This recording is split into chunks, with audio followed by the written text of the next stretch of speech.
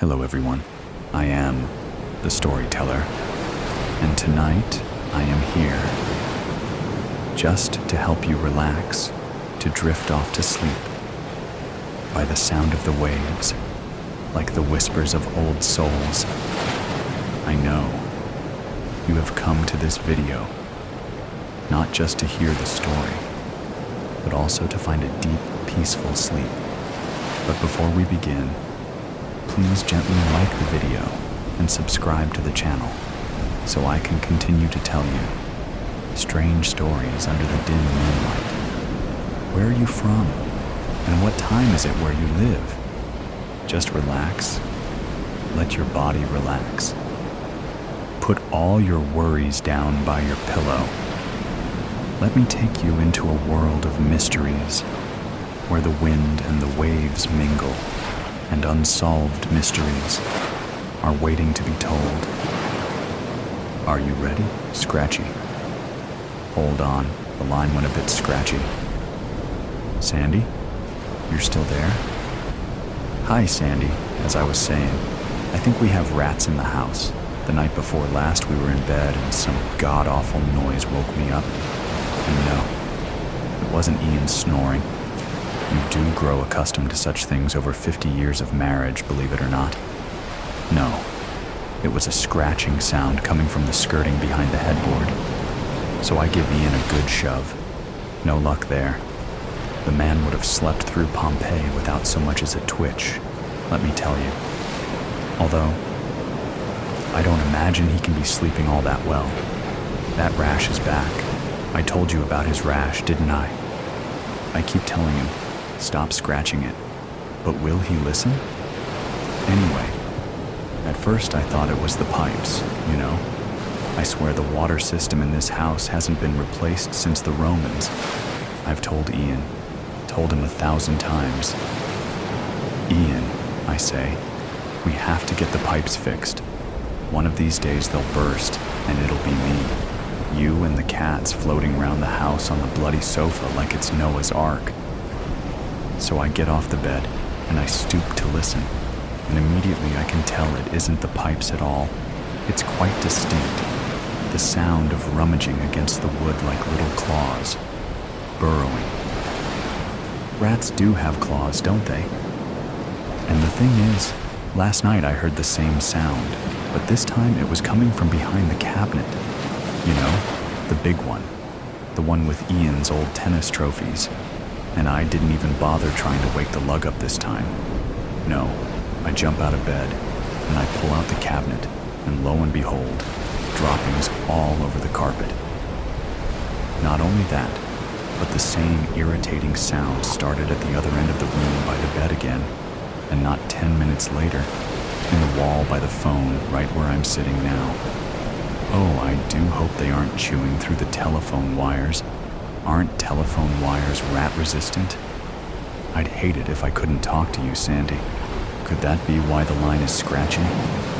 Speaking of scratchy, I woke up this morning and my scalp was itching all over. Good job Ian's asleep because I've been telling him not to scratch.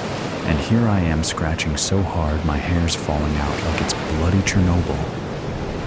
I wonder if the cats have fleas, but they've never had them before. Oh, I'm so stupid. Of course, it must be the rats carrying the fleas.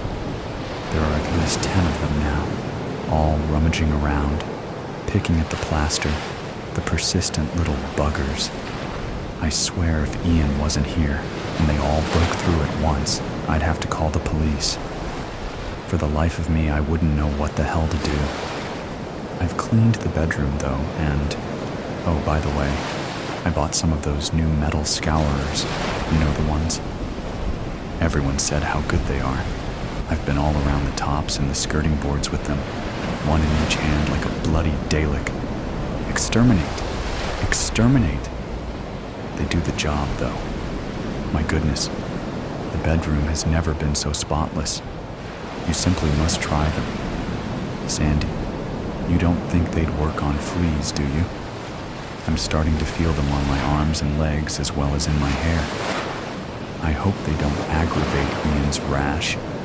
It's already spread up his neck and over his face. I'm looking at him now, the poor little bugger. He hasn't scratched in a while though, bless his soul. A fighter, aren't you, Ian? Ian? He could sleep through Hiroshima and Nagasaki? That man could. Hold on. Goodness, can you hear that? There must be 20 of them now. How do they multiply so quickly? Go away. I don't have any cheese. My husband can't eat cheese. The willful little buggers. Any more, and they'll have the telephone wires, I'm sure of it. If the line goes dead, I'm sorry, love. I'll pop in that phone booth near the pharmacy on Wednesday when I go to get Ian's prescriptions. He's on so many pills now, he rattles when he walks. Not that he walks much. The lug. Let's go for a walk, Ian, I say. But will he listen? Let's get you out of the house, Ian. It'll be good for you. No luck there, Sandy. Let me tell you. Oh, speaking of luck, did you manage to get hold of that exterminator that Ian recommended? You didn't? Ian. Ian! Sandy says the telephone number we gave her for the exterminator is disconnected. It's a bloody shame, Sandy. So, I guess the rats are still there, scratching, burrowing into the woodwork, crawling all around the walls, are they? I bet you can't even sleep of a night, can you? Poor thing. How awfully cruel. How many did you say? 50 now? Jesus, they're multiplying. That's practically the Black Death. What does your husband have to say about all this, Sandy? Surely he... Hang on a second, love. Don't go anywhere. Oh, those new metal scourers do work on fleas. Oh, ooh, that's the ticket. I must call the cats in. They'll be right as rain in no time. Dalek, exterminate, exterminate. Sandy, you're still there? Your husband must have something to say about all this. Ian, the rats are going to get through and Sandy doesn't know what the hell to do. Ian, wake up, Ian. I'm so sorry, Sandy. The rash has spread all over, bless his soul. Sandy, hello? Hello? Oh no, the line's gone all scratchy. They must have got to the telephone wires. You hear that, Ian? I said they must have got to the telephone wires. Ian, I love you, darling. But goodness, you could sleep through hell itself, you could. Bloody lug. Who sleeps 3 days and 3 nights without so much as a twitch? I know what you need. How about a record? Okay, what do we have here? Aha. Glenn Miller. Perfect. Isn't it scratchy compared to the newer ones? But all the best ones are scratchy, aren't they? Look, darling, I'm dancing. La la, la la la. Can you see me dancing just like I used to? Look at me go. I'm 19 again. Oh, don't mind all the blood. It's only flea's blood. I'll clean it off later with my new scourers. Why don't you get up and dance with me? La la, la la la. Come on, Ian. Ian, wake up. Please wake up. Please wake up. They'll scratch their way in, Ian. They'll get through the walls if you don't wake up. Dreamtime.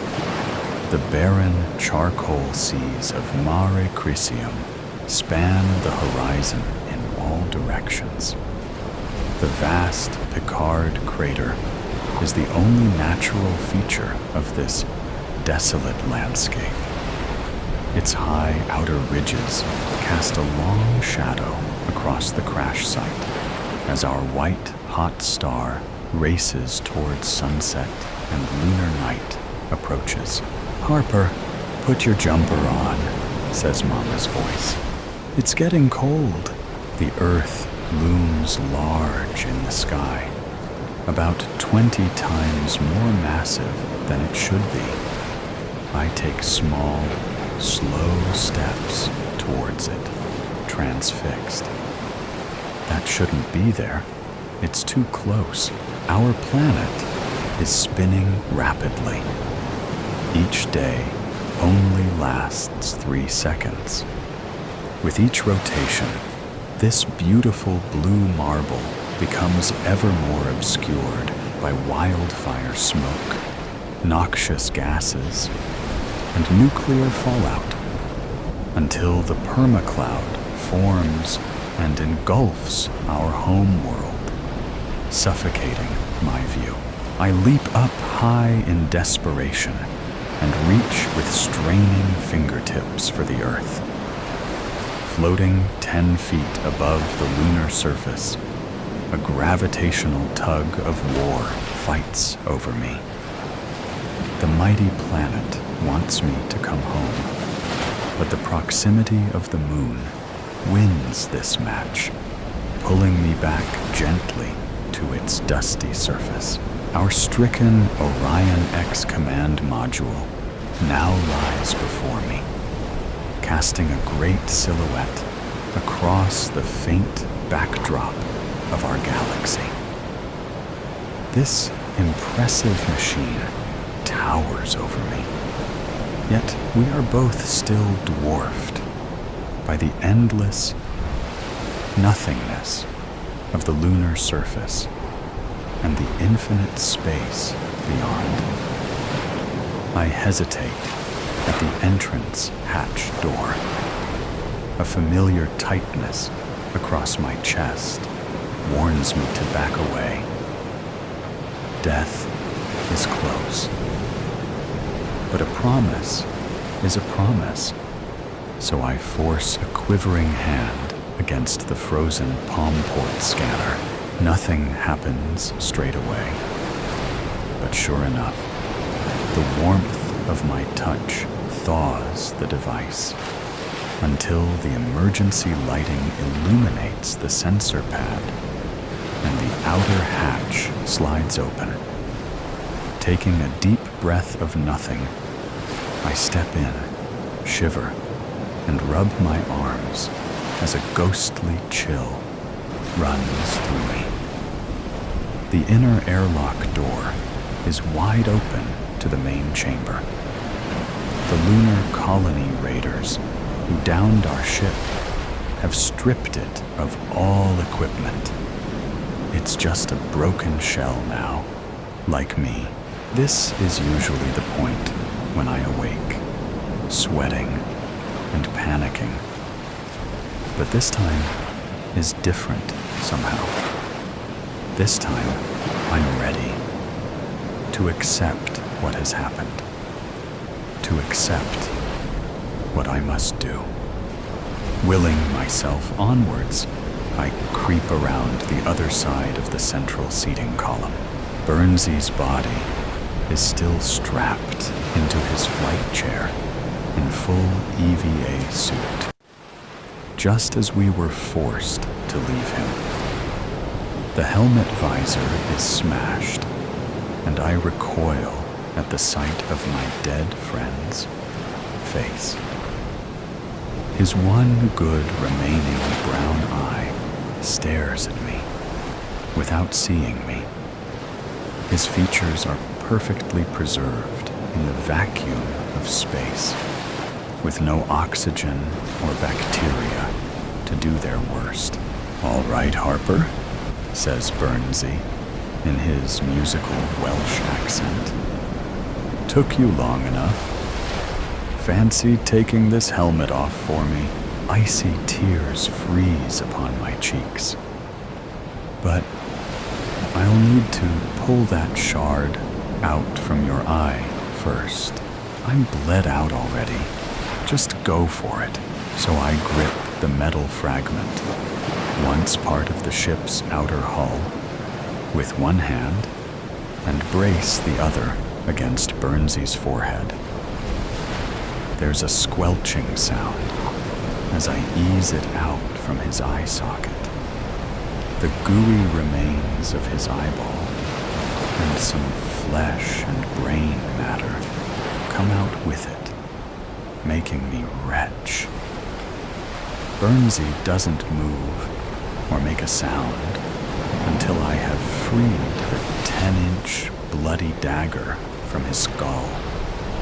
I fling it away from us, exhale in relief, then twist off his cracked helmet. A pool of congealed blood oozes out. With a sickly metallic stench, I throw up over my prison scrubs. Ah, that's better. Cheers, mate, says Burnsy. Hey, what's with the outfit? Solitary confinement. 1 year for sabotaging the mission. Well, that's bollocks, he says. It was your father, again. You weren't to know he was in league with those colonist bastards. I nod grimly. Then clean my hands as best I can on my soiled uniform. Then, with great care, I remove both of his gloves and hold his freezing hands in mine. I'm so sorry, Burnsy. I gave him the launch codes. It's all my fault. He reaches out to touch my cheek. No, it's not. Your father tricked and betrayed you. Betrayed all of us. Come on now. No use crying. His love and compassion are more than I deserve. Tears are easy to wipe away. Guilt is not. I collapse into his strong, welcome arms. I've missed you so much. I'll never forgive myself.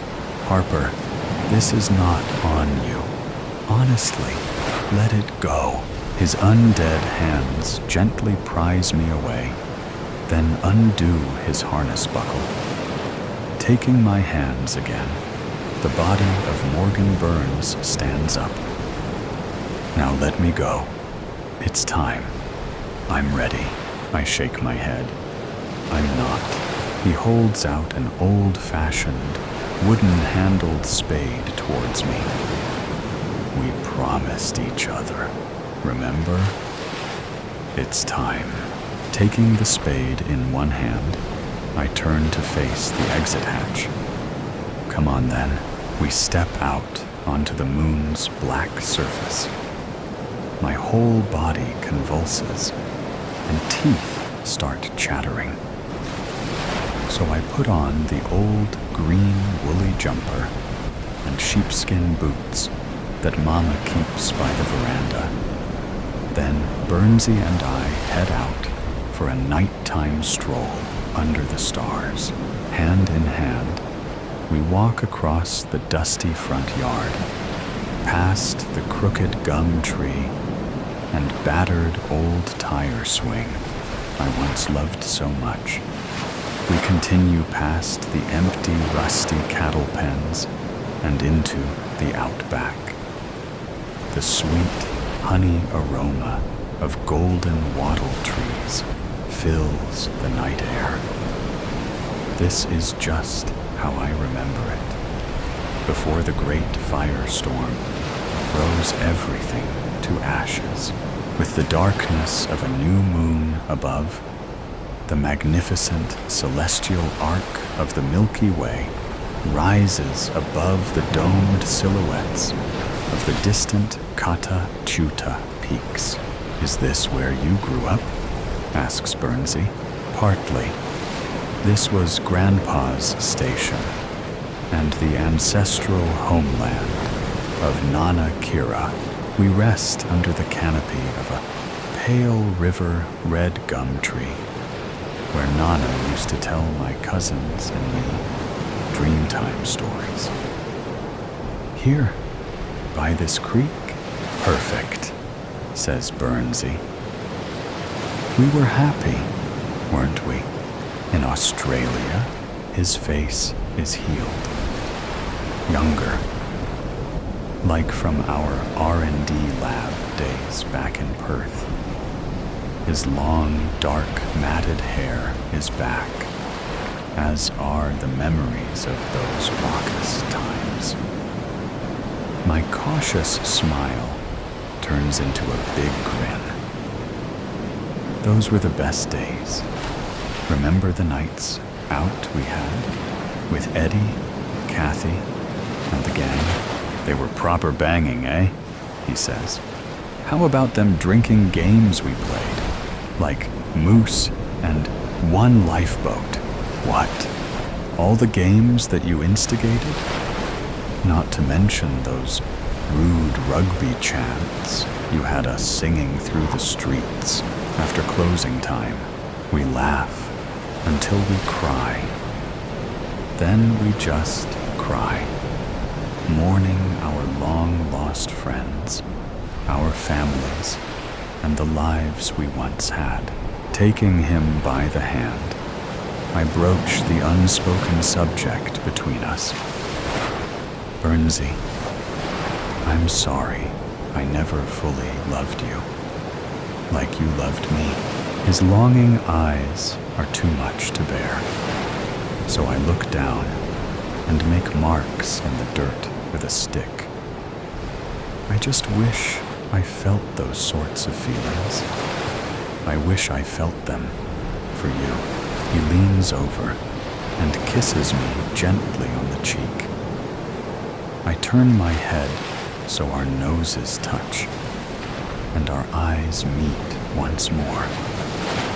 My hands are on his muscular chest. He's not bodybuilder big, but lean, like a man who spent years building machines with his hands and with me. He takes me in his arms once more. An alien sensation, an urge comes over me. So I kiss him back on the lips, fuller, deeper. A light breeze rustles the eucalyptus leaves overhead, and their minty, woody scent rains down upon us. Starlight dances upon the unhurried ebbs and flows of the burbling creek. A distant pair of boobook owls call to each other with mournful hoots, as if for the last time. Afterwards, we hold each other, gazing up at the night sky through the gaps in the canopy. We lay like this for a long while, putting off the inevitable, until Bernsey passes me the spade again. I'm ready now, so I get up and start digging. Aren't you going to help? I'm dead, remember? Always an excuse. The ground is dry and hard, so Grandpa Handley helps instead. After a long while, just before the outback dawn breaks, Bernsey's shallow grave is ready. Climb in then, I say. But Bernsey doesn't reply. His lifeless body, short-haired, blood-stained, and missing one eye, is already laid to rest. Scooping up the tear-spotted red earth, I find enough peace to bury my best friend and say goodbye. Just as I promised, the exodus of the corporate zombies. I harbor a secret fantasy that the lot of us are undead zombies, shuffling corpses, slavish, insentient lumps of meat, navigating the public transportation system by reflex, devoid of any signs of higher-level cognitive function. I am waiting on a train platform to board the Long Island Railroad. The platform of Riverhead Station is indistinguishable from the platforms of any of the multitude of other trains run by the Metropolitan Transit Authority. The branching arteries all lead back to the beating heart. New York, New York. The Big Apple. The sunshine is what really gets me down. Those brief moments in the sun are the most depressing part of my day. Before I board my metal coffin, and descend into the bowels of the subterranean tunnels that lead back to the source. Boarding the train, we all nod to one another. There is Caitlin. She is wearing a sleek pantsuit, pale as an unbasted Christmas turkey. There is Vinny.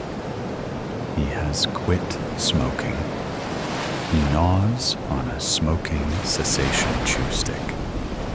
Caitlin takes her usual seat, clicks open her laptop immediately, and responds to an email. It's 6:19 a.m., and I'm working, she says to her superiors. Vinny is a cell phone guy. He calls some labor union flunky and barks some pointless orders to let the men know he's awake and he's watching. There's Brandon. He is a Wall Street Journal guy, a reader. He opens that paper wide.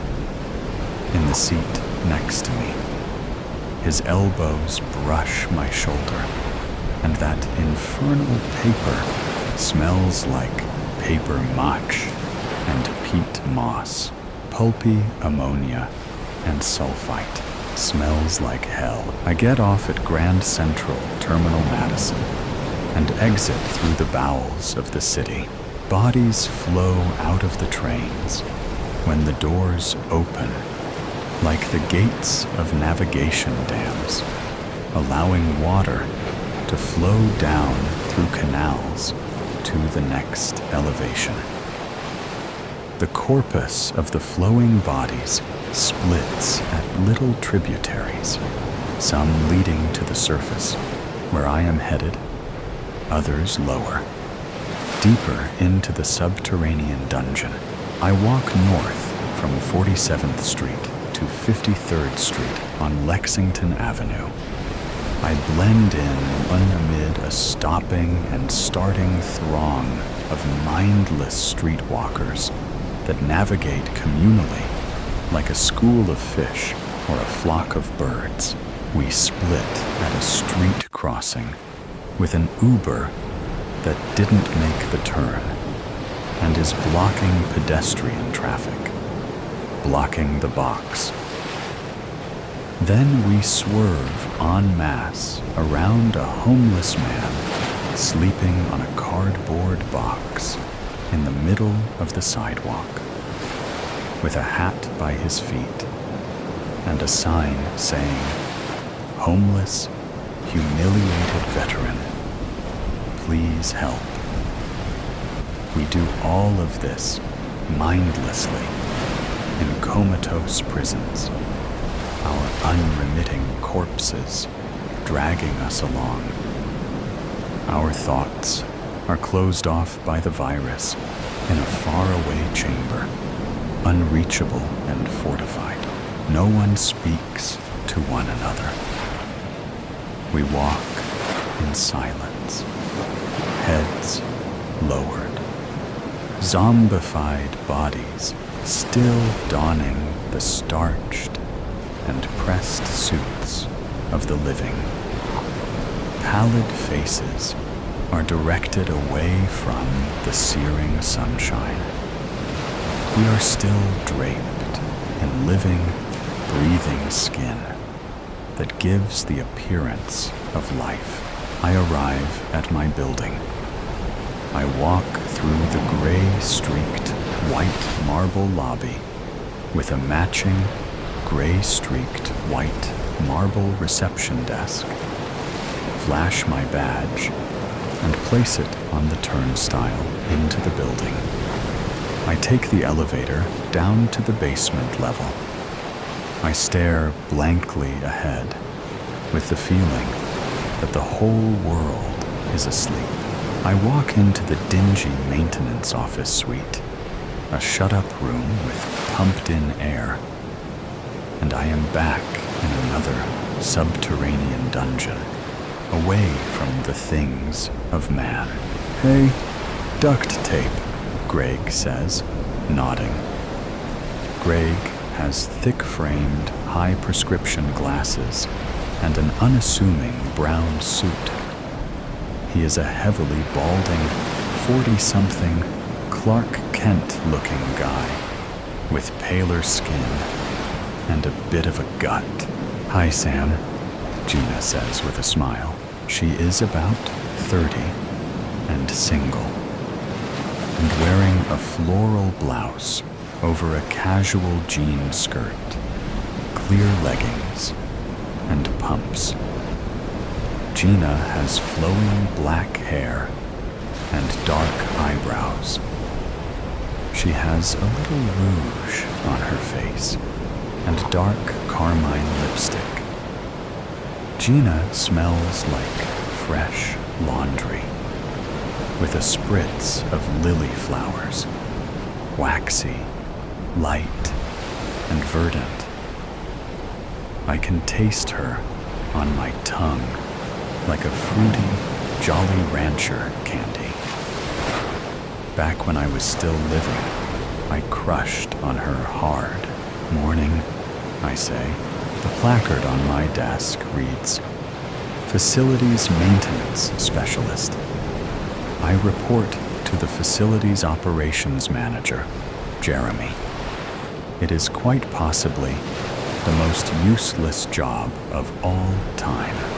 I can hear Mike Rowe's voice on a useless jobs special describing the stupidity of this position in vivid detail.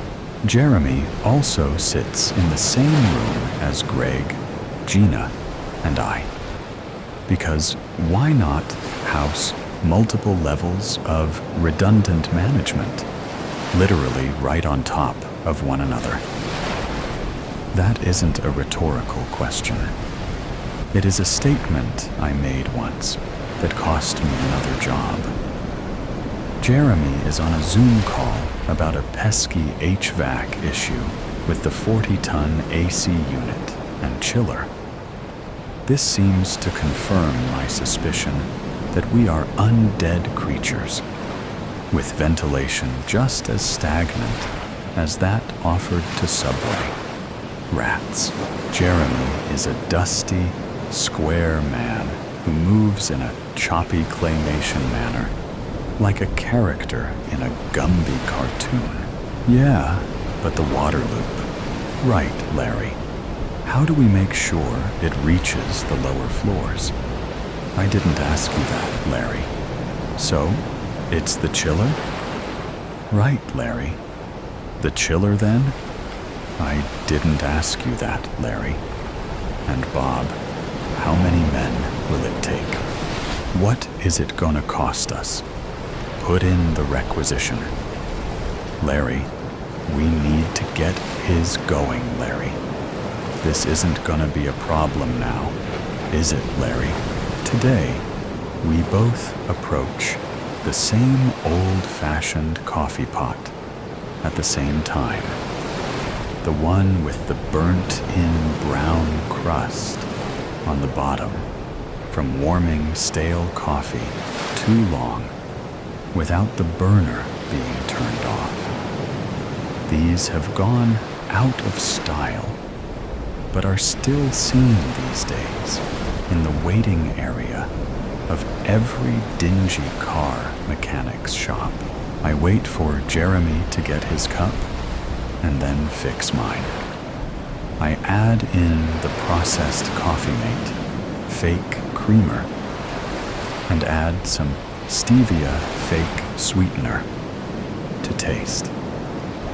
Staring down at the putrid brown coffee in the styrofoam cup under the unnatural overhead lights in the subterranean room full of pumped-in air, with the Coffee Mate clumping up into little floaters as I stir. I am certain that no living creature would take part in such a deadening ritual.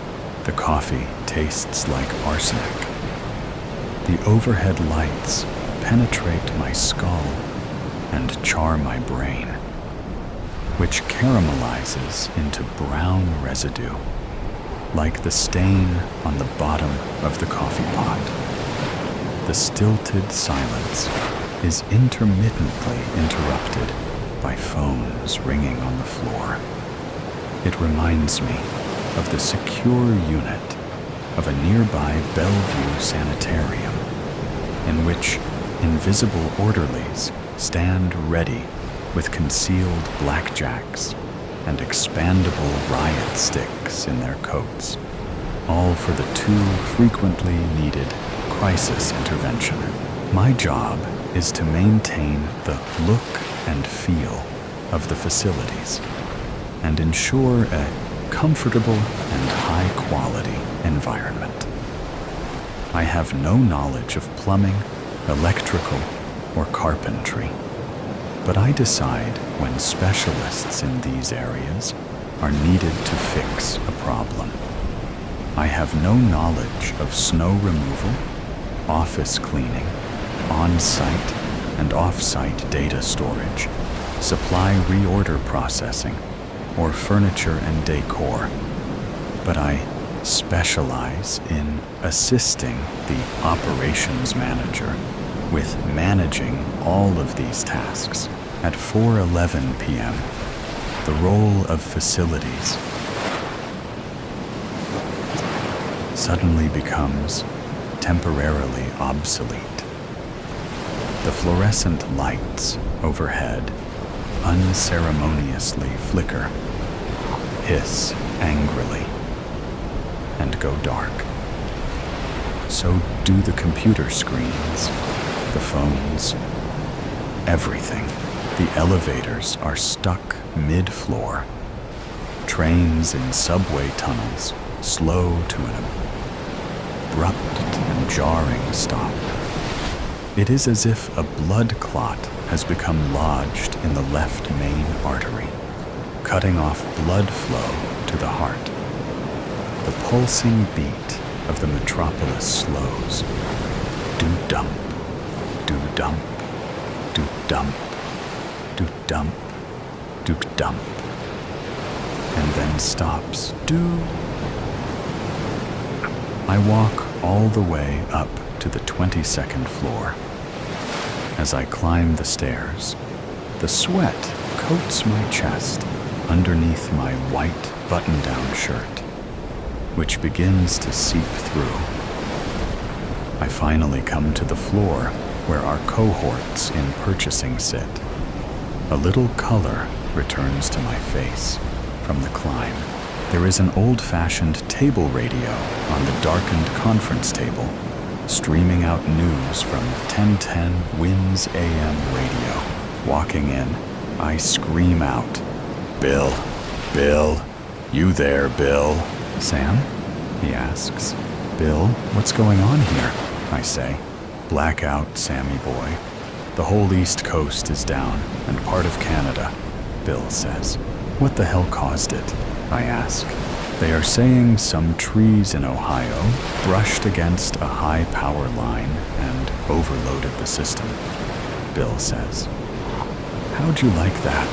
A strong gust of wind and some tree branches have sent us back to the Stone Age.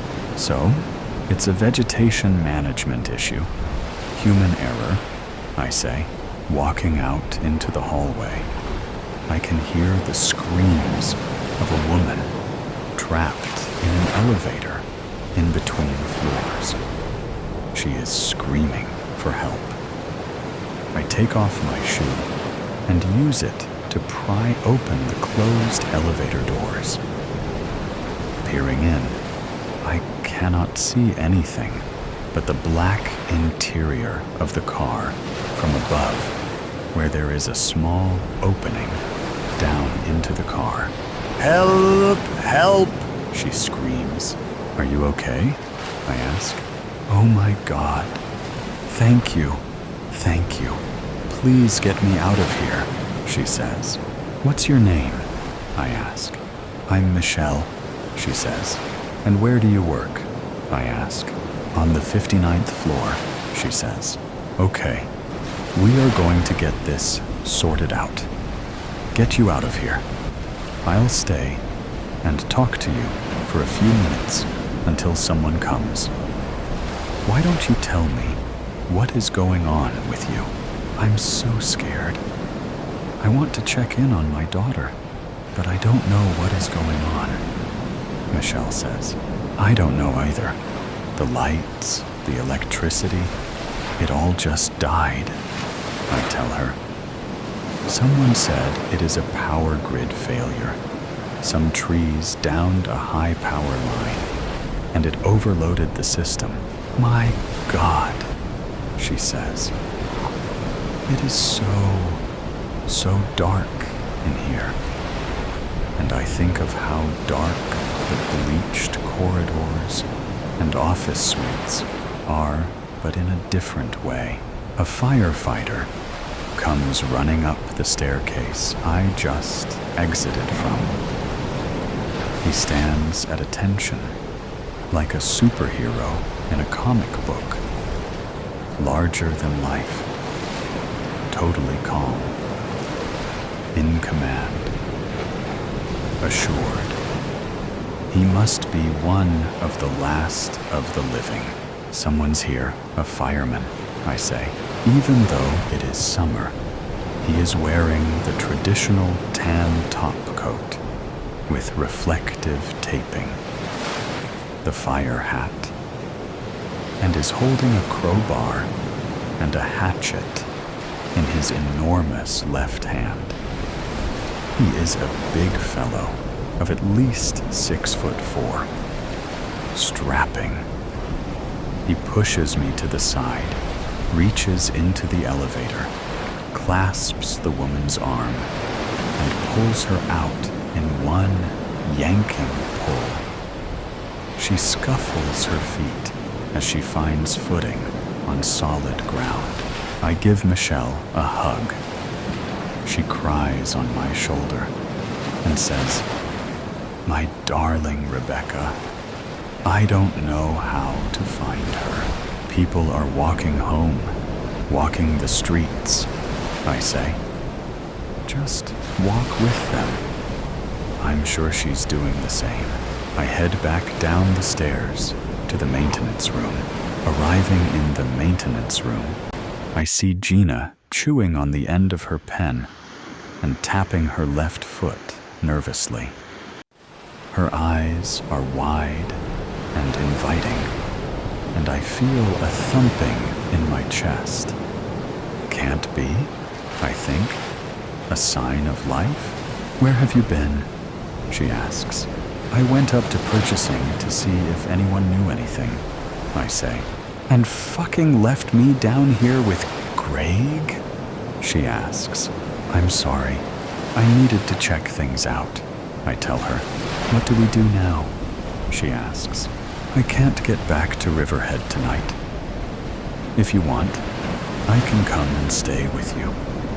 Walk back, keep you company." My heart is echoing in my chest. I can feel the warm blood in my ears. It is almost as if I am a living creature, still endowed with a life force and a will of my own. "You'd do that?" she asks. "Would I do that?" I think. "Are you kidding?" Of course I'd do that, in a heartbeat, without question. But I don't want her to know how keen I am on the idea. "Sure, I've got to sleep somewhere," I say as casually as I can manage. Gina and I walk down Lexington Avenue in silence at first, taking in the sights and sounds of this once-in-a-lifetime moment. The daywalkers are shuffling along in abject confusion. The dislocated bodies rattle, bone on bone. The breathless friction of the arthritic joints, gritting from lack of use. They all look blankly forward at the footfalls of the other daywalkers. A bawdry display of sudden clemency. Inmates freed from captivity, grumbling at the loss of their comfortable bondage, their predictable harlotry, and now they are cast asunder into a concrete desert, wandering, listless and free. But free to do what? And free to go where? Some of the more recently dead voice words of encouragement. We're gonna make it out of here, all of us, together. We're New Yorkers. Some others ask, where shall we go? And yet others speculate. There will be shelters set up when we get back out of Manhattan. The strange thing, the thing I can't wrap my head around, is that everyone, by some internal navigation system, automatically is fleeing the city, the beating heart of the metropolis. No one wants to stay in Manhattan overnight. Not even the ones that live here. Does anyone live here? Is it even a real place? It seems now to be a work camp, a prison to be escaped, a liminal space that can't be lived in. An Alcatraz made of bricks and mortar and steel and marble. The parade of the undead proceeds forward with unexpected charity and unity, even if it is lacking entirely in life. The bodega clerks are out in the streets, handing out Poland spring waters and plates of food that will spoil. There are police at intersections, directing traffic, furiously screaming and waving their hands to stop cars from crashing without traffic signals. There are buses taking folks out to Long Island. The blazing late afternoon sun burns with a surreal intensity. A full day of baking turns the pavement hot and causes waves of heat to radiate up from the road base. The buildings sit like impotent ruins of a bygone age, dark and useless relics. And for the life of me, I can't understand their use or purpose, which suddenly seems so strange. That all these people would travel from places too far to reach on foot. Travel for hours each day. For what? To assemble in these ghastly concrete prisons like inmates? To have their lives consumed by a machine of consumerism that eats its own young? For what? As we get into Murray Hill, we turn left on 32nd Street, everyone going the same way. We are all headed to Brooklyn. What an adventure, Gina says. And I remember that time I took her to Mets Stadium because I had extra tickets to a Dave Matthews show. I remember how she hit my arm when the opening band was playing. It had been August then, too. We'd hit each other with playful jabs like school children, back and forth, all night. We'd gotten really carried away with it. So much so that we both had armfuls of bruises the next day. The tension of what we both really wanted to do had been palpable, but neither of us had the courage to act on it. We turn again at Kips Bay, overlooking the FDR, and head south toward the Brooklyn Bridge. Where do you live in Brooklyn? I ask. Oh, just down in the Heights, near the courthouse, over on Remsen Street, she says. We continue walking, as the crowd of the undead thickens into a veritable street mob, clogging 2nd Avenue, so tight with people we are fit to bursting. I put my arm on Gina's shoulder and hold her close, keeping her next to me. "That feels nice," she says. "I don't want to lose you in this mess," I say. In time, we come to the Brooklyn Bridge. It is a crazy spectacle. The bridge is swaying from the foot traffic. It is jammed from one side to the other, with people crossing on foot. There are helicopters overhead, filming the exodus. The mood has changed, and some of the daywalkers are shaking off their heavy, hebetudinous slumber and waking as if from a dream. Their faces are full of smiles and laughter. I haven't seen such wide-eyed impetuosity outside of a music festival. It is like the Dave Matthews concert I'd went to with Gina. They all seem happy, hopeful, alive. As we arrive at Gina's 7th floor walk-up, a dingy place, she smiles and gives me an impromptu kiss on the cheek. She grabs a bottle of Maomi Pinot Noir and 2 plastic cups, and we head outside where it is cooler. Out in the streets, it is like a festival. We are in a magical realm. People are dancing and singing. Buskers are playing. People are singing along. This is how the city was meant to be. We walk down to O'Keefe's, and we sit down outside and neck like kids in high school. "Hey, Sam," she says. "Yes, Gina," I say. "Don't leave me," she says. I smile, and at that moment, I know that I am never returning to that office building again. My undead body finally shakes off the curse. Do I remember how to live? The shadow, the night was silent, draped in an inky darkness that swallowed the world outside the small security room. I sat alone, surrounded by an array of flickering screens that illuminated my face in a ghastly blue glow.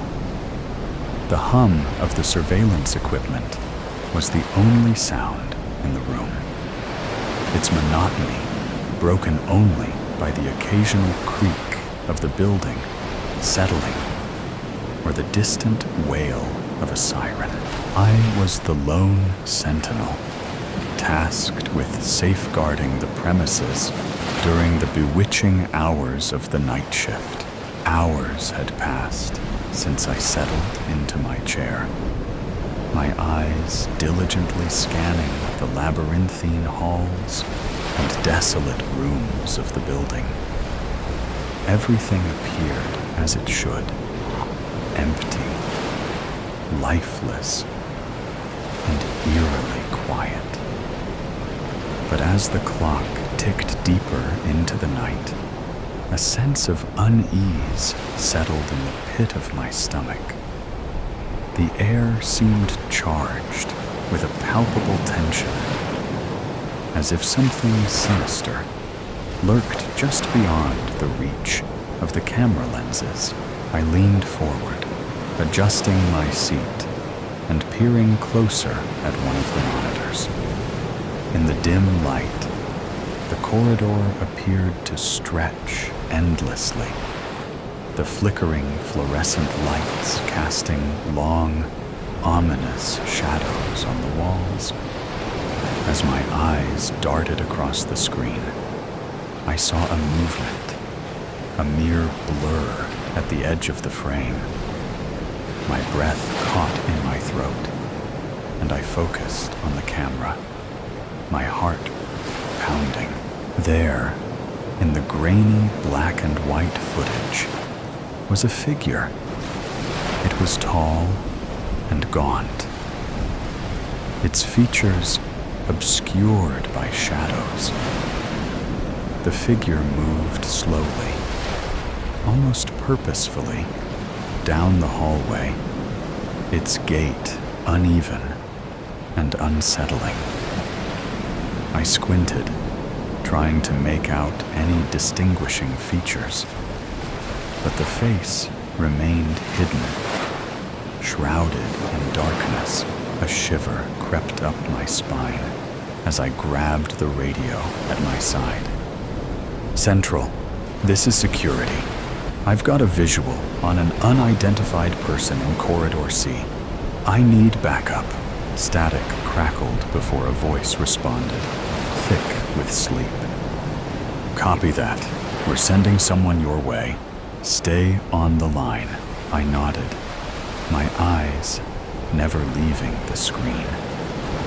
The figure continued its eerie saunter, disappearing momentarily from one camera's view, only to reappear on another. It seemed to be toying with me, always staying just out of clear sight. A phantom in the night. Minutes dragged on like hours as I awaited the arrival of my colleagues. The figure persisted in its haunting stroll, growing closer to the main entrance with every passing moment. I gripped the edges of the desk, my knuckles turning white, and watched in dread as it reached the lobby. As if sensing my gaze, the figure turned its head toward the camera, and I gasped. Its eyes, 2 points of cold, blue light, glowed in the darkness, fixated on the lens, as if it could see me. I recoiled, my heart pounding so loudly that I could hear it in my ears. Central, it's looking at the camera, I stammered into the radio. I need someone here now. The response was a garbled mess of static and fragmented words. Desperation clawed at me as I watched the figure approach the security room. It moved with an unnatural grace, its movements silent and deliberate. My fingers fumbled for the door lock, and I managed to secure it just as the figure reached the hallway outside. The lights flickered, casting eerie shadows across the room, and I pressed myself against the wall, my breath shallow and rapid. I could hear its footsteps now, soft but deliberate, as it approached the door. Each step sent a chill down my spine, and I prayed that the lock would hold. The figure stopped just outside the door, and I held my breath, willing myself to be invisible. Through the frosted glass window, I saw its silhouette, tall and imposing. Its hand reached out, fingers curling around the doorknob. I bit down hard on my lip to stifle a scream. My entire body tensed, ready to bolt at a moment's notice. Seconds stretched into an eternity before the figure withdrew its hand, and I heard its footsteps fading away down the corridor. Relief washed over me, but it was short-lived. The building seemed to groan and sigh around me, the very walls whispering secrets that I couldn't comprehend. Summoning my courage, I cautiously unlocked the door and peeked into the hallway. It was empty, devoid of any signs of the figure. I hesitated for a moment before venturing out, my flashlight casting shaky beams of light across the walls. The air was thick with a sense of dread, and I could feel unseen eyes watching my every move. I retraced the figure's steps, my footsteps echoing in the empty corridors. Each flickering light and distant sound sent my heart racing. I couldn't shake the feeling that I was being followed, that the figure was still there, just out of sight, waiting for the perfect moment to strike. I finally reached the lobby, my eyes scanning the area for any signs of movement.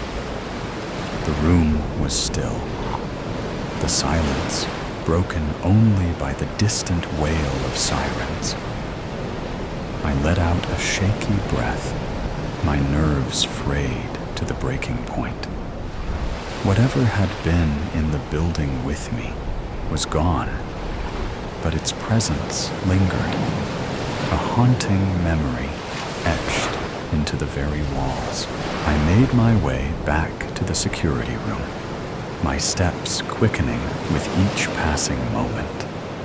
As I entered, I glanced at the monitors, half expecting to see the figure staring back at me. But the screens were empty, showing only the empty halls and deserted rooms. I sank into my chair, my hands trembling as I reached for the radio. Central, this is security. I think it's gone. I don't know what it was, but it's gone now. The response was a crackle of static. And then a voice came through, tinged with concern. Are you all right? Do you need medical assistance? I hesitated for a moment before shaking my head, even though I felt far from all right. No, I'm fine. Just shaken up. I'll be okay. The sun began to rise, casting a faint light through the windows and dispelling the darkness that had settled over the building. My relief was palpable, but the memory of that night would forever haunt my dreams. I had come face to face with something beyond explanation, something that defied logic and reason. As the day shift arrived to relieve me, I gathered my belongings and made my way to the exit. The building, once familiar and comforting, now felt alien and menacing. I stepped out into the daylight, the warmth of the sun, a stark contrast to the cold grip of fear that still clung to me. I glanced back at the building one last time, my eyes drawn to the security room window. For a brief moment, I thought I saw a flicker of movement inside, a shadowy figure standing amidst the monitors. But it was gone in an instant, leaving me to wonder if it had ever been there at all. I walked away, my footsteps quickening with every step. The world around me seemed to blur, the events of the night replaying in my mind like a nightmare. I didn't know what I had encountered, and I wasn't sure I wanted to. Some things, it seemed, were better left in the darkness, where they belonged. Watchers. The asylum's security surveillance room was a claustrophobic chamber, adorned with peeling wallpaper, crumbling shelves stacked with aged records, a small wooden desk, and an uncomfortable metal chair that creaked under the most minute amount of weight. A single rotary dial telephone sat on the desk.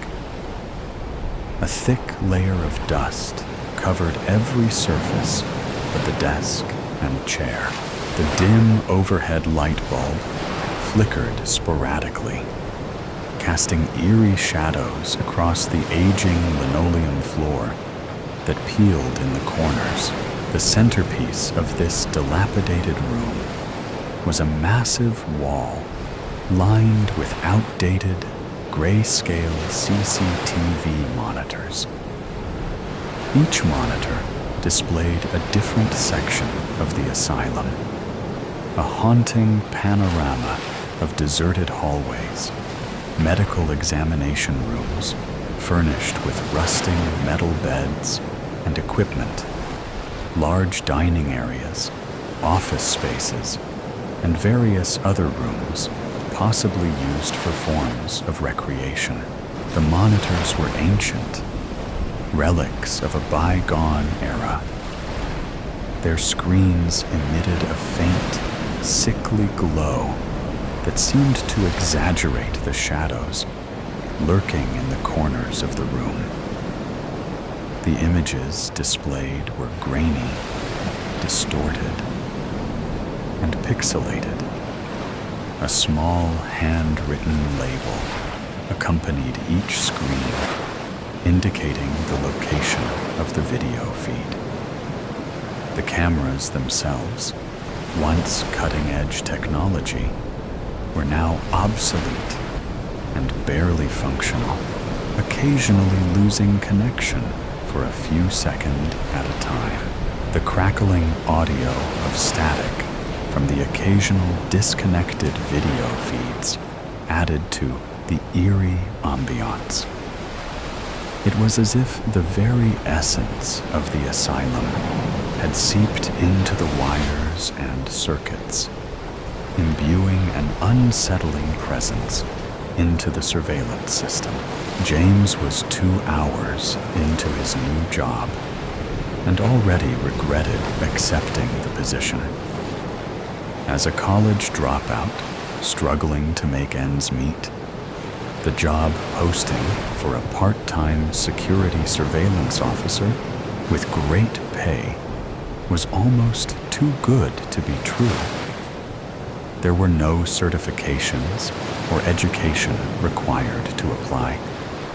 The agency didn't even require any previous experience. The pay was nearly double the current minimum wage. The only downside to the posting had been the hours. From 9 o'clock at night until 5 in the morning, James was surprised to find he was the only one to accept the position following the interview. Unwilling to let such a good paying opportunity pass, he agreed to all terms he was presented during his interview and had no follow-up questions of his own when asked. As such, he was hired on the spot and given the time and address of his first shift. Looking back, James realized he should have asked at least a few questions, such as where he would be working and why no one else had accepted the position following the interview. Lunaria Sanitarium, built in 1920, was nestled deep within the forests of the Pacific Northwest. The nearest city, taking at least an hour and a half by car, was Portland, Oregon. The hospital consisted of 3 separate buildings. The central 4-story building contained the medical rooms, recreational suites, and other administrative offices. Each 2-story wing building housed bedrooms, with minimal furniture. A dining hall, complete with rows of tables and chairs, and basements with locked holding rooms. Only the hallway leading to the doors for the holding rooms contained a camera in each basement. Every room in the sanitarium still contained original furniture from the time it was abandoned, as if all inhabitants simply left for the day and never returned. Vacated in the late 50s, the entire property was left untouched for nearly 7 decades. Courtyards, fields, and small farming patches were overgrown, nearly reclaimed by the forest whose land it was built upon. Despite the impending vegetation, the buildings themselves were surprisingly in good condition, despite the rust, mold, and rotting surfaces.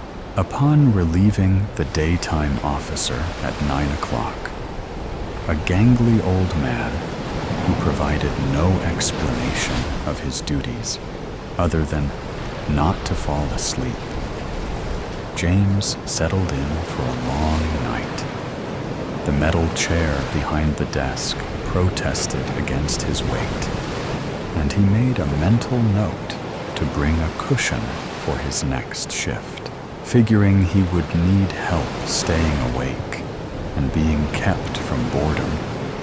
James brought a backpack stocked with snacks, energy drinks, his handheld gaming console, and a few books his sister had lent him. He had debated whether or not he would get in trouble for playing games or reading while on duty. But how hard could watching screens of empty rooms be? Surely he would get in more trouble for falling asleep rather than being partially distracted. Gaze darting between monitors on the wall before him, a sense of unease settled deep within his gut. The screens were grainy and out of focus, an occasional ripple in the feed, giving the effect of movement and catching his attention. The wall of monitors was so wide that he had trouble viewing every screen without having to turn his head, causing the screens of the opposite side to disappear from his focus entirely. As the minutes ticked by with no changes, James relaxed and pulled his gaming console from his pack. He kept the volume low, just in case, and was careful to peek at the screens between each level of his game. The few games he owned that didn't require internet connection quickly lost his interest. He glanced at the time on his cell phone. 10:30. An hour and a half into his shift, and he was already bored. As James reached for his backpack, the scratchy sound of static caught his attention. One of the screens in the top row, which was labeled East Wing Dining Hall, showed nothing but black, gray, and white interference. Heart leaping into his throat, James watched as the lines danced across the screen. Less than a handful of seconds later, the feed resumed, and he was presented again with long rows of tables and chairs. Breathing a sigh of relief, James slumped back into his chair, the metal groaning in protest. Waiting for his heart rate to settle, James took in the creepy aspects of the dining hall, showing through the feed. Long, wooden tables made up a majority of the space, looking to be made of one solid piece of wood. James could only imagine how heavy they must be. Chairs dotted the spaces between the tables, all pulled out and look to have been haphazardly pushed around, a few even laying on their sides. In the far left corner of the room, a single door stood open, leading to the hallway beyond. James's attention fixated on the chairs. Had they been pushed out from the tables before? Racking his memory, he thought that they had been pushed in, not that he had paid any special attention to the small details. Clearing his thoughts with a shake of his head, he pulled one of his energy drinks out and popped the cap. Perhaps he just remembered wrong. While sipping the carbonated liquid energy, James pulled out a notebook and pen and began taking notes on the condition of each room, more for the peace of his own mind and to pass the time than any other reason. Cockroach Girl. The floor underneath. Barry shuddered and swayed as they took a tight corner. The clattering whoosh of the dark tunnel drowned out the tired silence of the other commuters. Barry's sweaty hand threatened to slide loose from its cold metal pole, so he adjusted his grip and tried not to think about what had made it so sticky. Multiple people had relieved themselves in this car over the course of the day. The sickly sweet mixture of vomit and tangy excrement churned his stomach, threatening to dislodge the chopped salad he'd had for lunch that afternoon. Barry felt the gray-haired woman next to him shift away from his lifted arm in disgust. He enjoyed the small reprieve of the starchy fabric peeling away from the wetness of his underarm, where it had been chafing all day. There was nothing to be done, he thought bitterly, unless she wanted him falling into her lap. He could smell the baby powder wafting up from her hair and the crusty perfume from a bottle that should have been thrown out years ago. Barry threatened to go flaccid at the idea of her wrinkled, fat body jiggling under her itchy wool cardigan. She should be so lucky, he thought with a sneer. Barry turned his attention back to the more desirable object of his affection, the girl at the other end of the car. He felt hot blood rush toward the front of his groin, making it bulge against his tight polyester dress pants so hard he could feel the metal zipper of his fly dig into him. Barry couldn't take his eyes off her proper legs pushed together in an effort to take up as little space as possible and attract as little attention as possible. Her tight, office-appropriate skirt hugged her hips and thighs, exposing bare legs. Freshly shaven, he could tell from here she squirmed under his gaze. Barry adjusted his pants, even though no one on the bus was looking at him. He liked feeling like a potential threat. Barry knew he wasn't trash like the vermin around him. They all followed the rules. They went to work in their maze-like offices.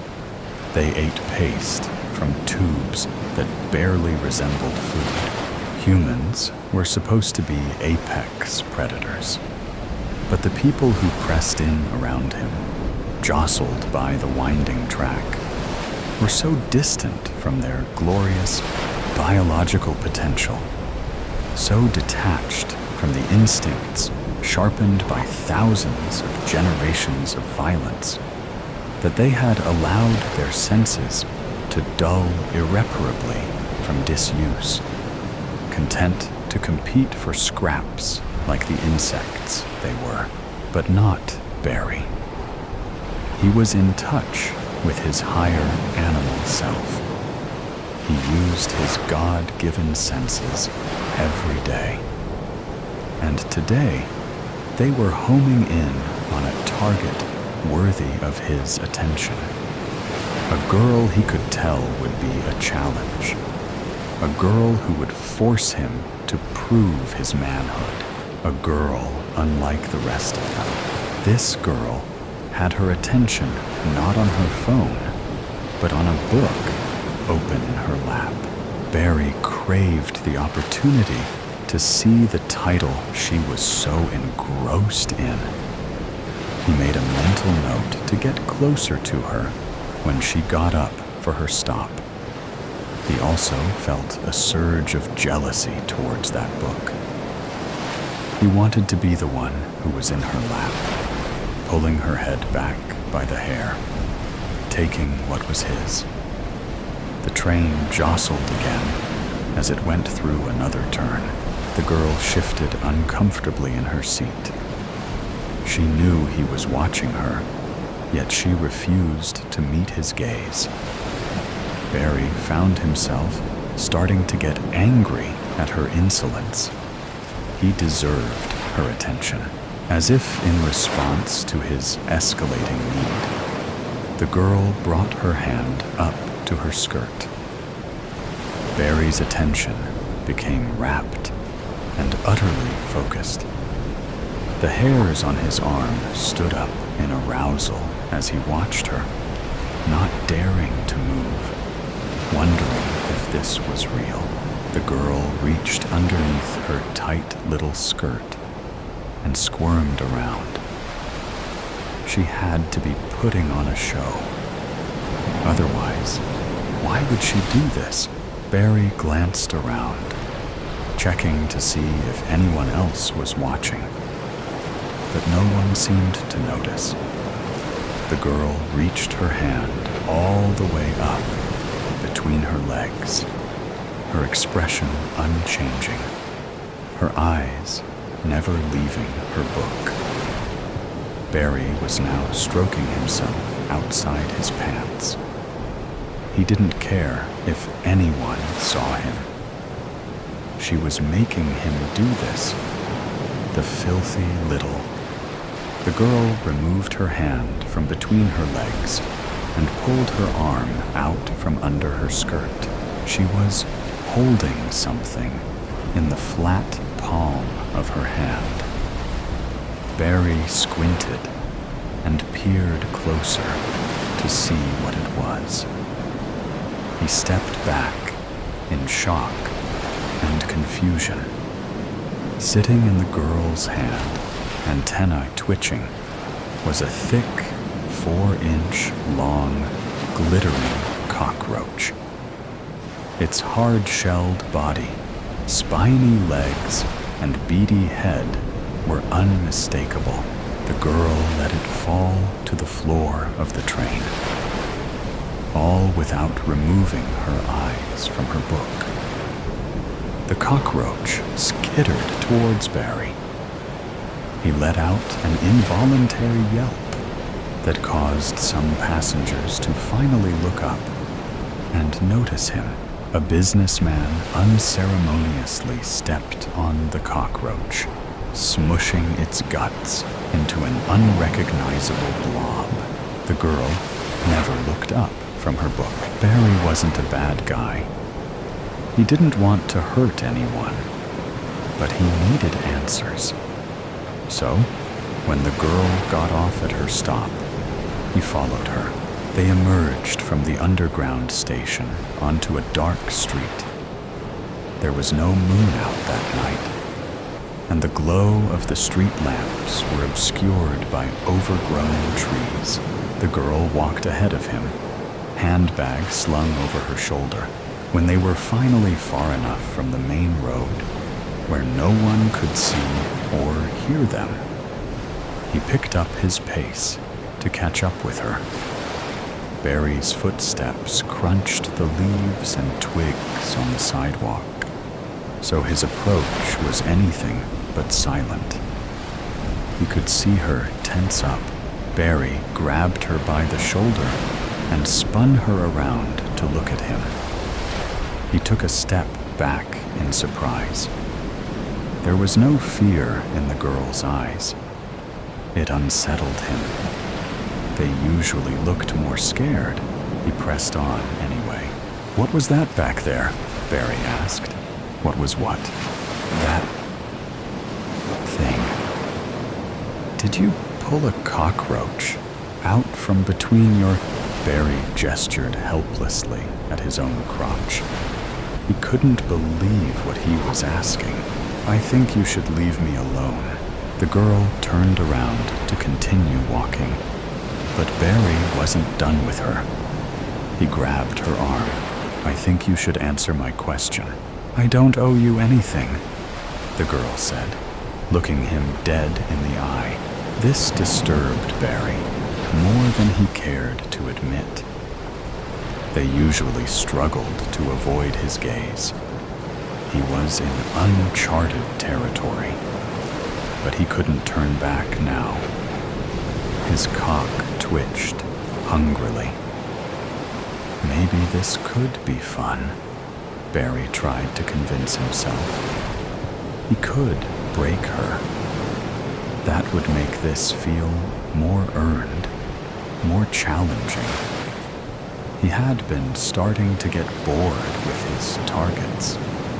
Centuries of comfort and complacency had left the modern woman weak and pathetic. "I'm not done with you yet," he told her. Barry pushed the girl up against the retaining wall next to the sidewalk. This was usually when they screamed, but the girl didn't scream. She pushed him back. "Get off of me," she said forcefully, but Barry would not. He could not. He had come so far. He needed to know. He wasn't just here to satisfy his own primal needs. No, not this time. He needed to know what she had down there, what she was hiding from him, how she was able to produce. The girl kneed him in the groin, but Barry was not an amateur at this. He expertly leaned back to avoid a direct hit while still keeping his forearm against her chest, pinning her up against the wall. He pushed her knee to the side. "Hold still," Barry told her through gritted teeth. He was starting to get angry. This will all be over soon. At last, he managed to reach up under her skirt and pull her underwear to the side. She had stopped struggling. He was grateful. Once they were convinced that there was no way out of this, they always ended up enjoying it. They would never admit it, but he could tell that they did. The girl was looking at him again, calmly. "Don't do that," Barry told her. "Don't do what?" "Look at me like that." The girl laughed. "You can't control me," she told him. "You're a dead man." Barry slapped her across the face. It was his turn to laugh. It was a humorless, forced laugh, mostly designed to disguise his fear. "You don't know who I am," he told her, more to convince himself than her. "You don't know my name. They'll never find me." Barry put his fingers in the space between her legs, relaxing into his victory. She was smooth, freshly shaven, just as he had predicted. But there was something else in there he could feel as he unzipped his pants and got himself out and ready. Something plasticky. A Nuva ring, perhaps. Or he didn't have much time to guess.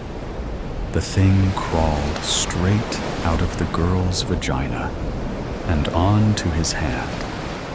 Barry recoiled and flung it to the ground with a yell.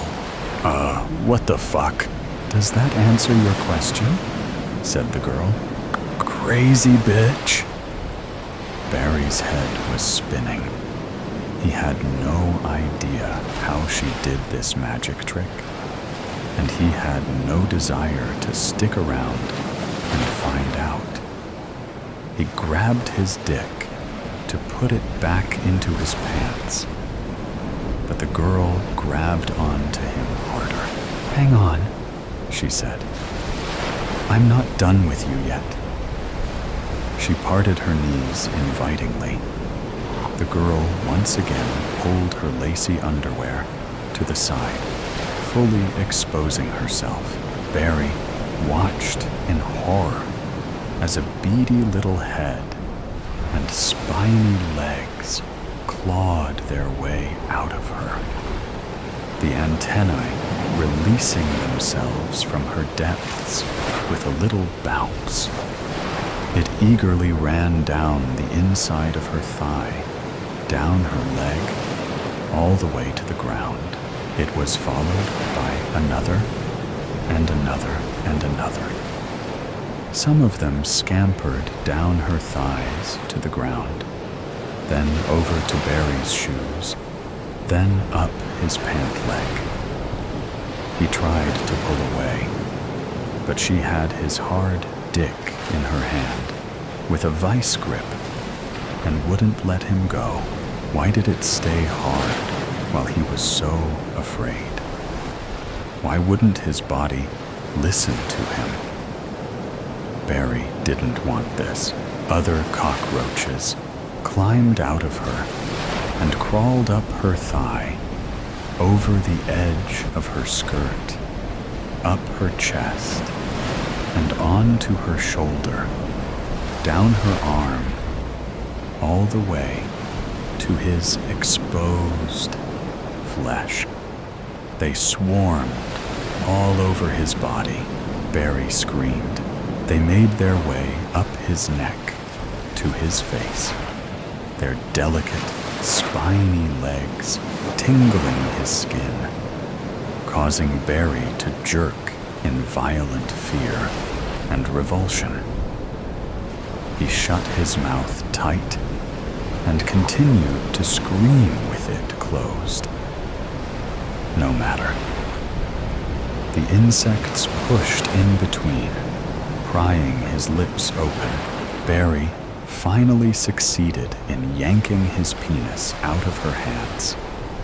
He didn't care if it broke or if she peeled all of the skin off of it. He just needed to get out of there. But the cockroaches kept coming.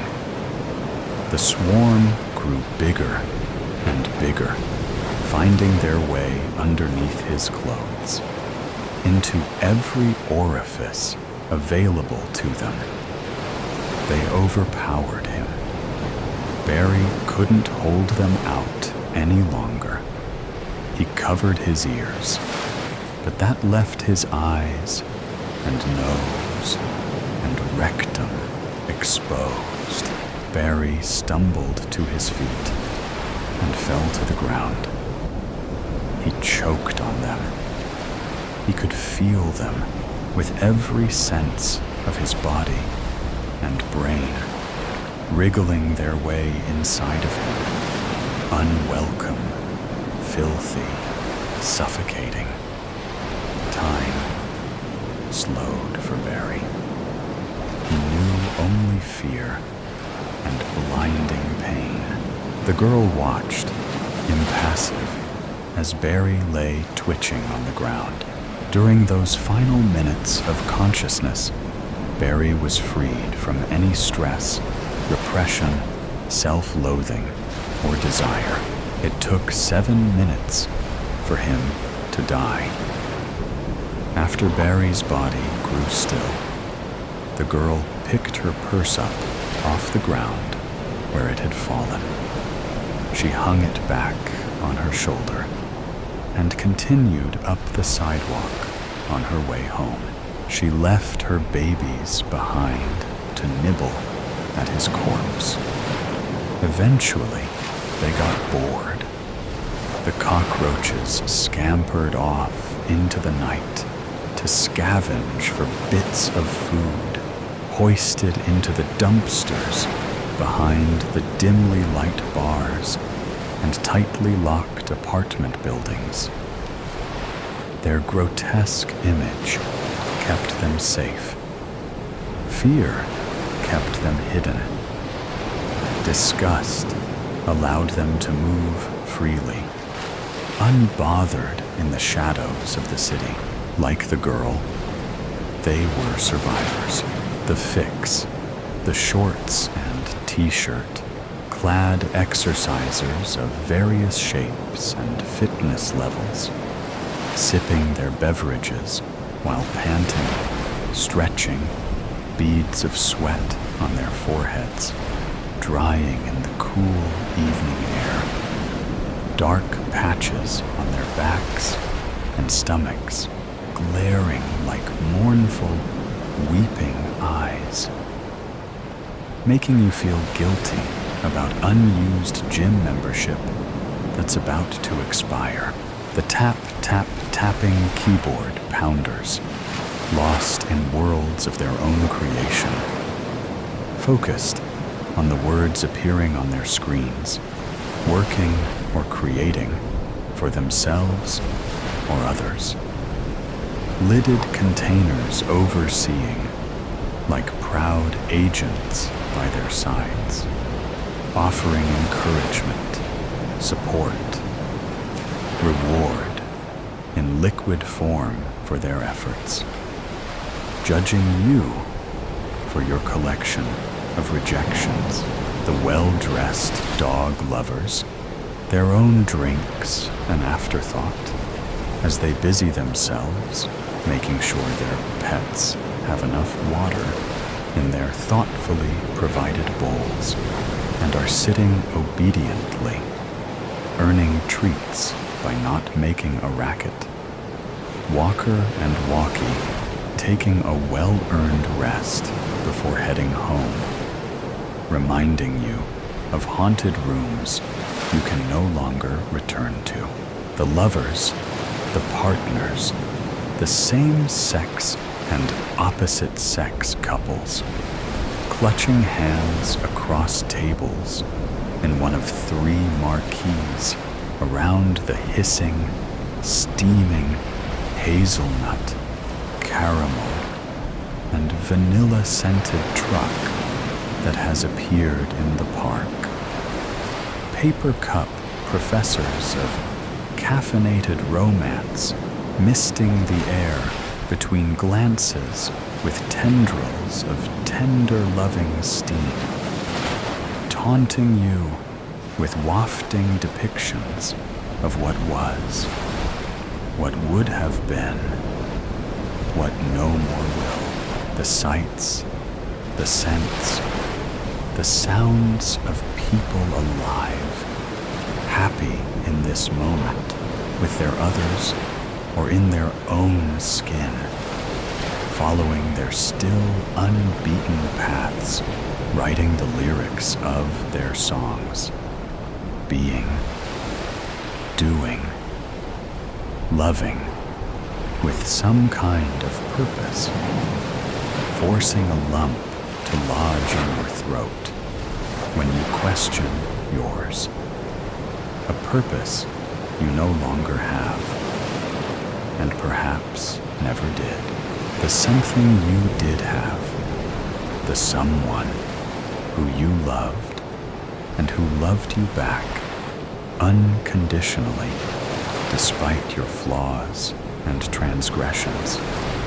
The someone who gave you reasons to get up, to self-motivate, who inspired you to be better, to try hard, reasons that no longer exist, the shame, the warmth in your hand, in the quickly cooling air as you accept what the man in the truck hands you. The thanks you offer, insincere, as you meet his crystalline gaze and sever it, burnt by eye contact, by those smiling irises, contentment radiating from them like accusatory lasers, making you feel ungrateful for the life you have squandered and the breath you have taken for granted. The glitch-like, stuttering awkwardness with which you turn from that man in the pristine white apron and peculiar cocked red beret, refusing the lid and the napkins, head hung low as you seek out the most isolated table in the most empty marquee, ignoring all others as you move towards it. The laughs and snippets of conversation from people in person or on phones, chatting to family, friends, loved ones, giving household instructions, finalizing meetup plans, complaining about workloads that are stressful, making you wish you could call her about such things, making you aware of how much you threw away, the jerk of the head when you accidentally meet a woman's eyes, the ignoring of her friendly nod and greeting, the severe swerve in another direction to slink into a seat in a lonely corner, the escape, the length of gauze wrapped around your knuckles, successfully preventing color seeping through, the clean vinyl tablecloth on the rickety picnic table, the coarse wooden bench tucked beneath, the absence of someone taking a seat beside you with their soy milk, gluten-free latte, and blueberry muffin, the swaying attendee dressed like the vendor in beret and apron, but beyond that clad in denim, head to toe, feet strapped into hobnail boots, meandering from table to table, marquee to marquee, like the needle in a broken compass that can't find north. Cloth in one hand, multi-purpose cleaning spray in the other, squirting, wiping, cleaning in no rush, smiling to no one.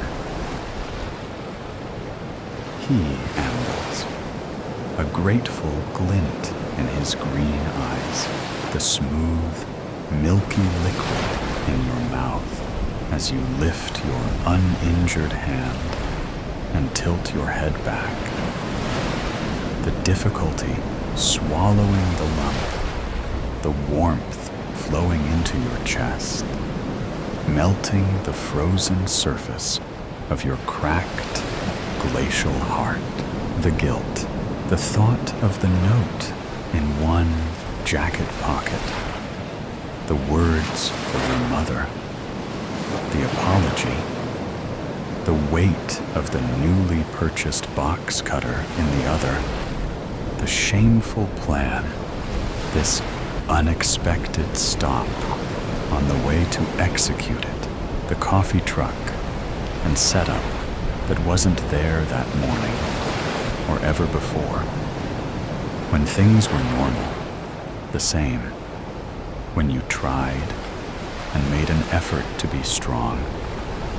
When you were wanted by someone better than you, though you had little to offer, the rising, silvery disk squinting behind jostling clouds, the quieting day, the fading light, the blinding, screaming, retching recollections of champagne and cake and celebration for a writer's work selected for publication, the realization of a long-held dream, the receipt of long-awaited recognition, the saccharine sweet story of success, but hers, not yours.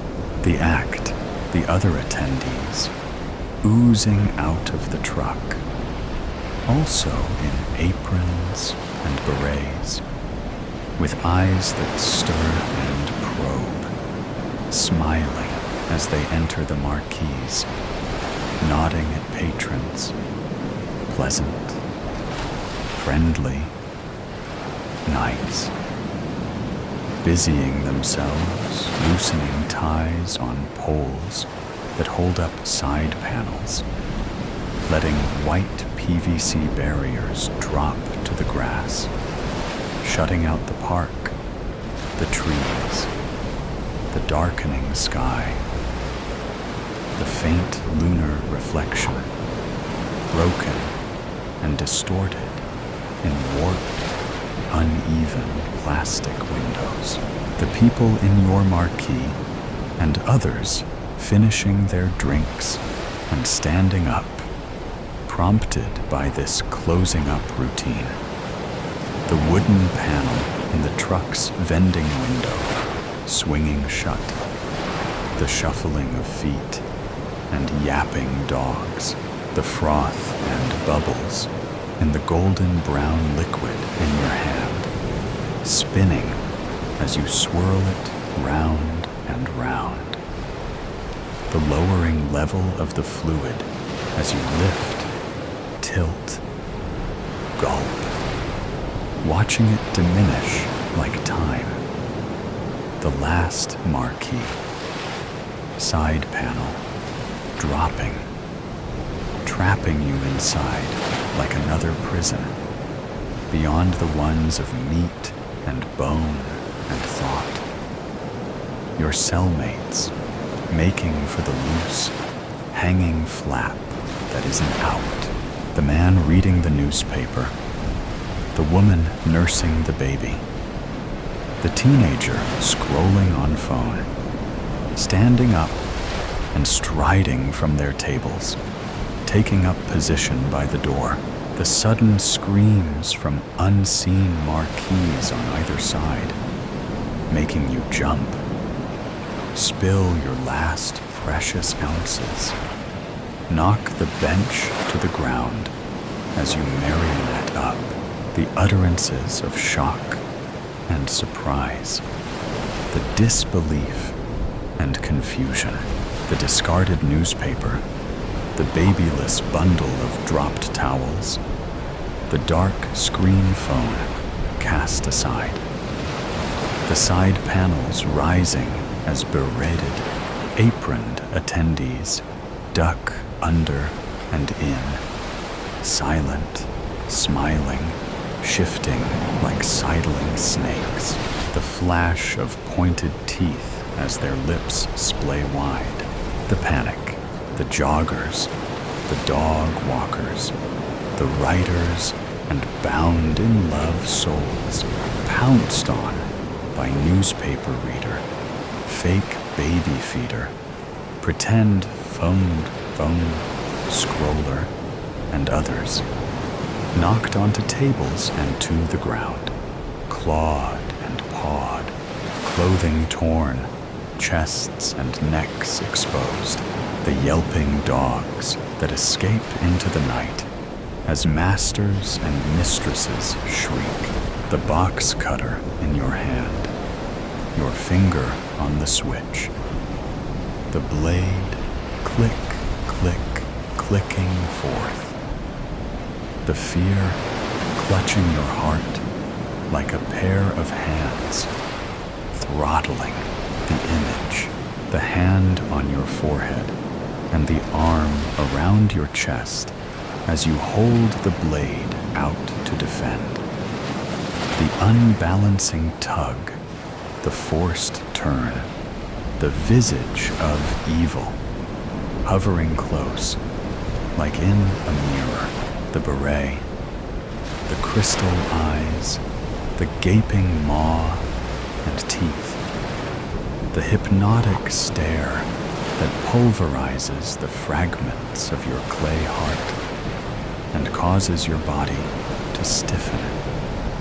The face craning close, the hot breath on your neck, the pop and puncture of flesh, the memories, broken glass, shouted insults, anger bloomed from the seeds of perceived failure, raised fists, temperatures, voices, bruises and blood, the teeth sinking in, cold like daggers of ice, the frozen lips clamping to flesh with rubber-like suction, the precious source of life exsanguinating out her face, screaming her dismay. She gave you everything, all her trust and faith, her support. She believed in you. You let her down. The death of love, the box cutter, propelled by instinct, blade slicing through tissue-thin flesh, serrated edge carving up gristle, the steaming, warm essence of all things that live washing over your hand, the gauze bandage stained red at last, the chuckle in your throat as a monster drinks its fill, the realization of futility as a monster surrenders, the smile on your lips, the roll of your eyes, the abandonment of hope and acceptance, the curse of being a coward to the end, the story. What was the story? What was it called? The relief, the story, the one that she wrote, the one about vampires, the release, the vampires who get their caffeine fix from blood, the revulsion, the blood that drains out of your veins. Now the story is yours, the identity thief. This is the hunter's badge of glory, that he protects and tends his quarry, hunts with honor, as is due, and through the beast to God is true. Jagermeister by Oscar von Riesenthal, taken from the back of a Jägermeister bottle, half full. I am left to imagine the circumstances of a most unusual case, which has the Grimlace's handiwork written all over it. The Grimlace has stolen another victim's visage and memories, leaving her a withered amnesiac. She was wandering ghost-like amid the streets of Frankfurt, with no idea how to return or where she called home. My name is Hildegard Köppen, I tell her, but everyone calls me Hilda. Pleased to meet you. And she trails off, unable to remember her own name. It's okay, my dear. This is all quite normal, I tell her. I turn on my dictaphone and make my report. It is 23:36 in the evening. The patient's name is Greta Thunderberg. The patient is approximately 32 years of age, according to confirmed medical records. Greta presents with symptoms of sudden onset retrograde amnesia. She reports no memory of her whereabouts or how she reported to Polizeireiterstaffel HE off the River Main. She complains of persistent tinnitus, disorientation, and a total loss of recent memory, as well as an inability to recall various aspects of her personality, or apparently her own name. When asked if she is a serious person or a fun-loving one, she says, "I hardly know myself at all. I couldn't say." When asked if she enjoys large gatherings and social occasions, she says, "I should like to try it and see." She is completely flat. When asked, "Are you upset about your present condition?" she says, "I feel fine." Her face is frozen, as if she has had an excessive amount of Botox serum injected. There are neither any signs of physical trauma nor any indication of the use of surgical instruments, and the blood work is normal. My diagnosis is that there has been a sudden hypoxic event and a hardening of neural connections occasioned by calcification from exposure to chemical antagonists, causing sudden onset retrograde amnesia, all of which is consistent with a Grimlace attack. I release the patient back to her police escort, who thanks me and is on his way. Brainy, that's me. Cut it, treat it, study it. I do it all. Neurosurgeon, neurologist, and neuroscientist. Check, check, and check. And you can add dissect it to that list. Did you know that forgetting is actually part of the learning process? I'll bet you didn't. But not everyone has brains on their mind like I do. My true calling, however, is the hunt for the Grimlace. I have been stalking this freak of nature for over a decade. But this is the first time that I have ever been able to anticipate catching my quarry and finally seeing what it is made of. We are the Knights of Kadosh, a sect of the Scottish Rite. We are closely aligned with our brethren, the Knights of Tavistock in St. Petersburg. We hunt monsters. And my special assignment these many years is to rid the world of the dreaded Grimlace. After all this time, I have finally found a witness to the first Grimlace attack. Just past 1 o'clock in the morning, Agatha is coming to life. The tea kettle is whistling in the kitchen, and Agatha hums as she pours herself a cup, her hand shaking as she tips the kettle. Although Agatha was a precise woman and always had her hands perfectly manicured, the ends of her nails are growing out with ragged abrasions, and the nail polish is badly chipped. Our shared apartment is a high-rise at 140 West in West End Sud. There is a view of the city skyline and the Taunus Mountains beyond. "Where have you been, Heidi?" "I've been worried," Agatha asks. "Interviewing a victim of an attack," I say with a shrug. "I called you 2 hours ago. Remember, Mum? But what about your dinner with Renee? Did you forget?" Agatha asks. That was last week, Mutter. Is someone changing your calendar?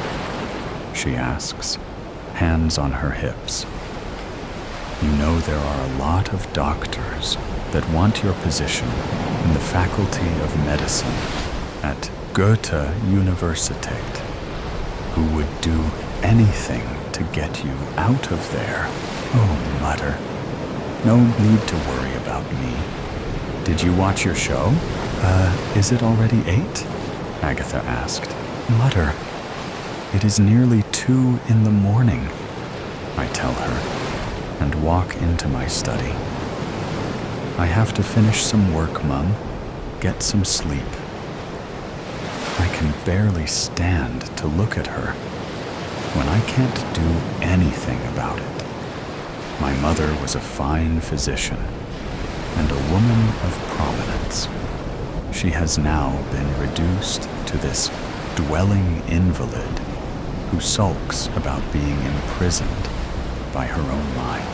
I know she won't turn in until the sun comes down. I have given up trying to get her into a normal sleep schedule. After all, it is not as if I have one myself. She'll just sit on the balcony now, staring into space, as if the vista of the horizon will give her a chance to remember that she is in the process of forgetting. It has taken nearly a decade, but I am able to locate the stagehand who was present the night of the first Grimlace attack. The English theater was playing Saint Joan of the Stockyards, and Diril Verloren had top billing on the playbill. Louise recalled. I've heard of that play. He was playing the meat-packing magnate, Pierpont Mauler, Louise says.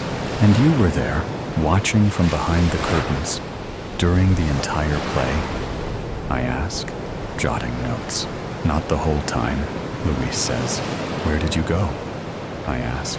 At one point, I ended up going out back in the alley to have a cigarette, and found the understudy, Raj, speaking with a strange-looking woman.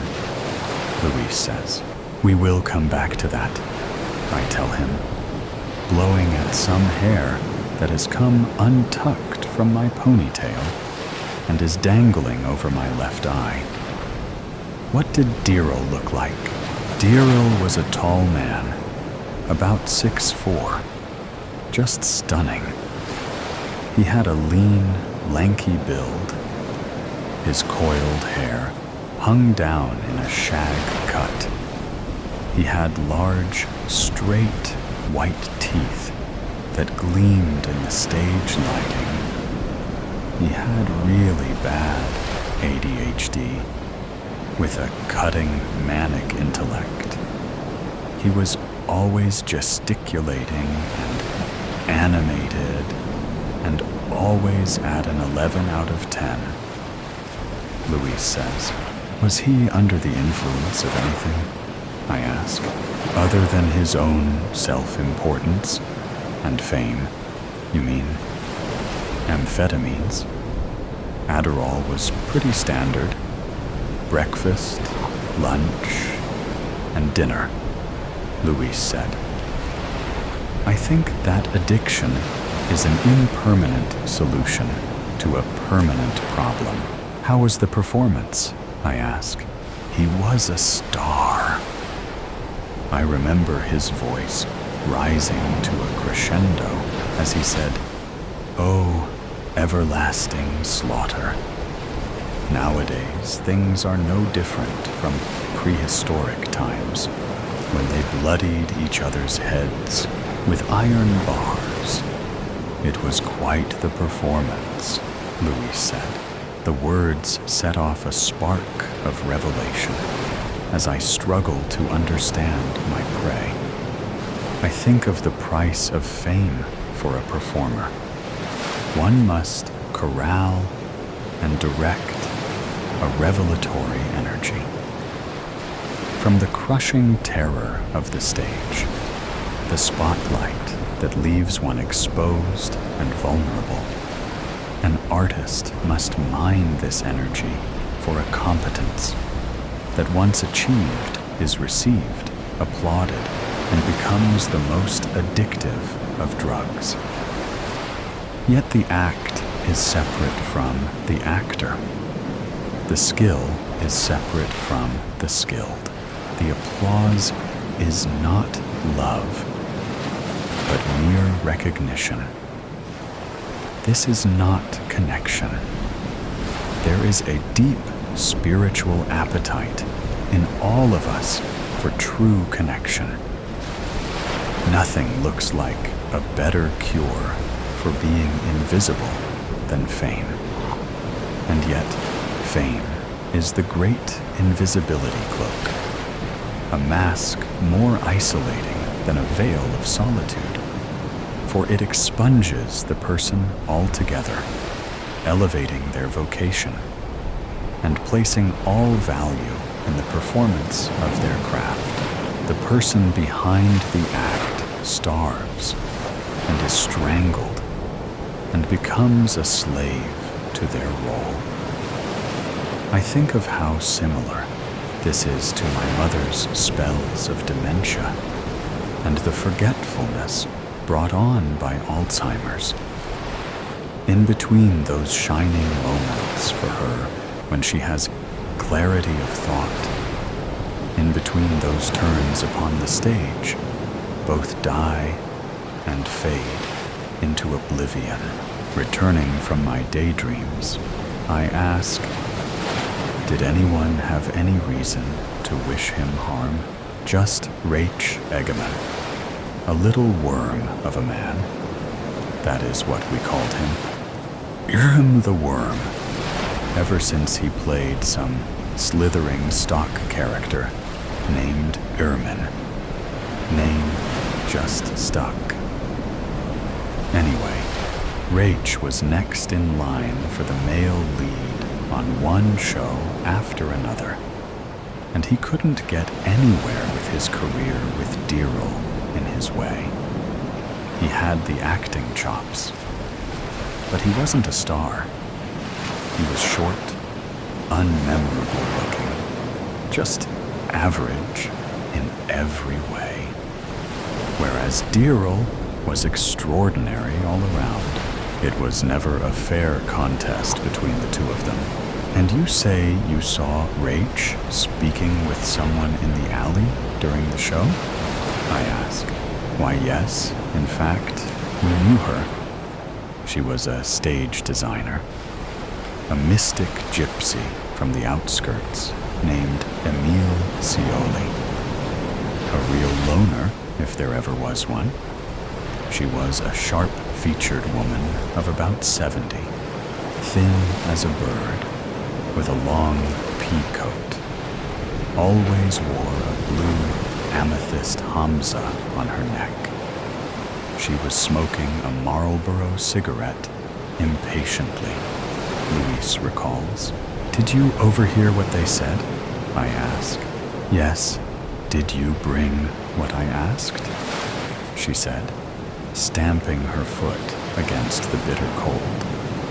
Then he responded, I have it. That was it. And then he rushed back inside with something in his hand. So what happened next? I asked. At some point, toward the end of the play, Deerl collapsed. When he came to, he was like a man possessed.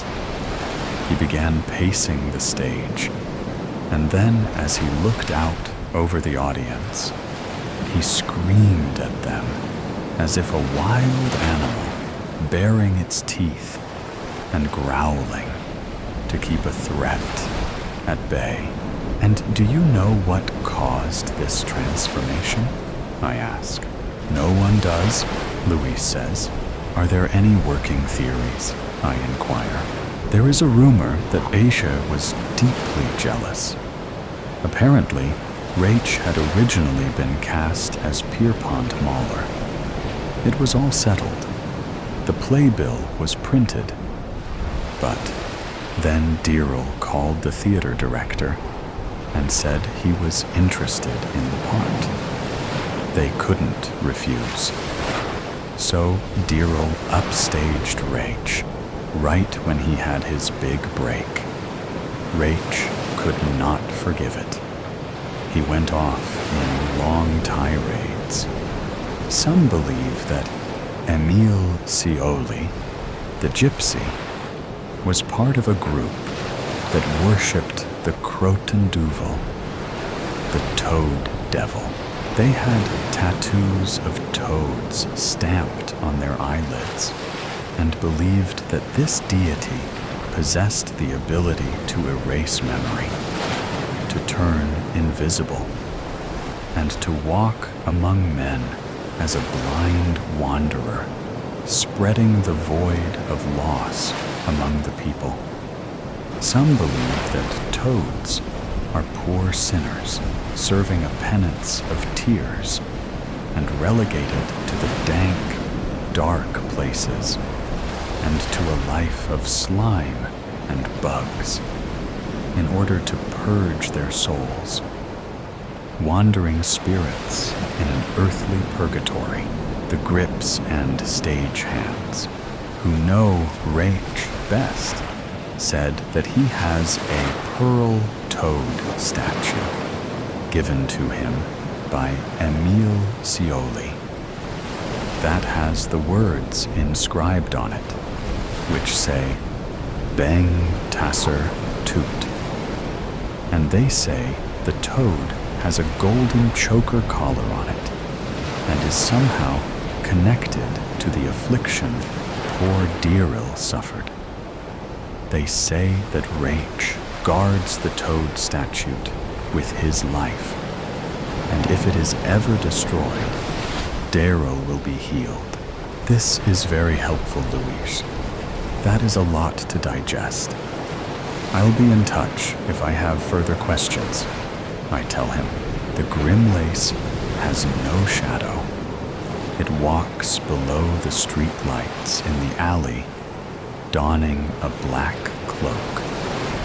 Its hands and face are green. Its face has no contour, just a flat canvas, until it dawns the visage of one of its victims as the grim lace slinks through the streets of Frankfurt by the train station. The streets are filled with drunks, prostitutes, and panhandlers. An old man sits with a bottle, huddled in a corner by some trash overflowing from a dumpster. He has rags about his shoulders, but his face is thin and handsome below his rugged, unkempt beard. The grim lace turns his green blank face to the man, who looks at him transfixed, and the grim lace latches onto him.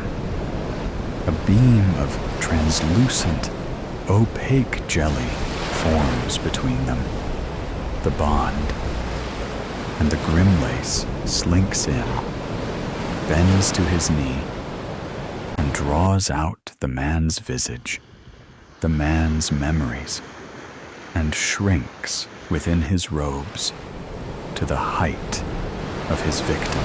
Renewed, he stands to his feet, like a performer taking on a new role, and gains comfort in his own skin, lets the memories inhabit him, and he throws off his cloak, strolling into the square. I receive a call from the detective. He tells me that there has been a beggar who has gone missing. His daughter has come to the precinct to make the report. He tells me that the incident occurred near the train station. I thank him, and I am off with my hunting bag to find the grim lace. The cloaked creature, with the green hue to his skin, is pacing along the entrance to the train station, where the beggar used to set up each morning. In my bag is a mirror, a cattle prod, and a Sig Sauer 45-meter pistol. I find a bank of deep shadows by the corner and observe my mark. The Grimlace does not seem to know that it is adorning the persona of another human being. It seems utterly lost in its contrivance, cursed, as Louise had said.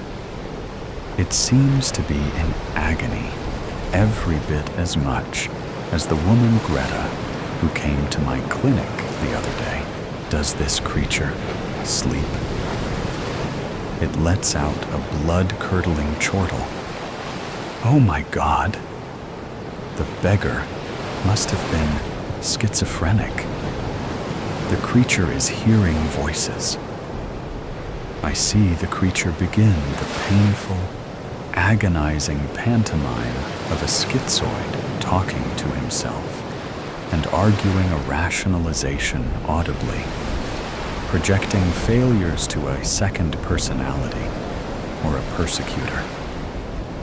This is one of the most common psychotic breaks, where the mind cannot accept its own failures and must personify or anthropomorphize its afflictions.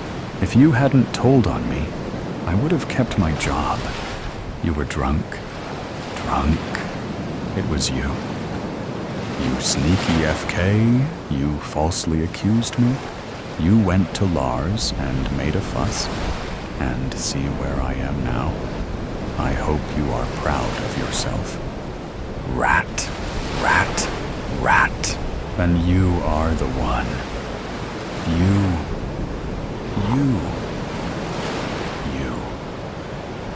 A drunk. An ingrate. A lazy, good-for-nothing piece of La. Shut up. Get away from me. Police. I am being attacked. Ow. Stop. Get away. I didn't touch you.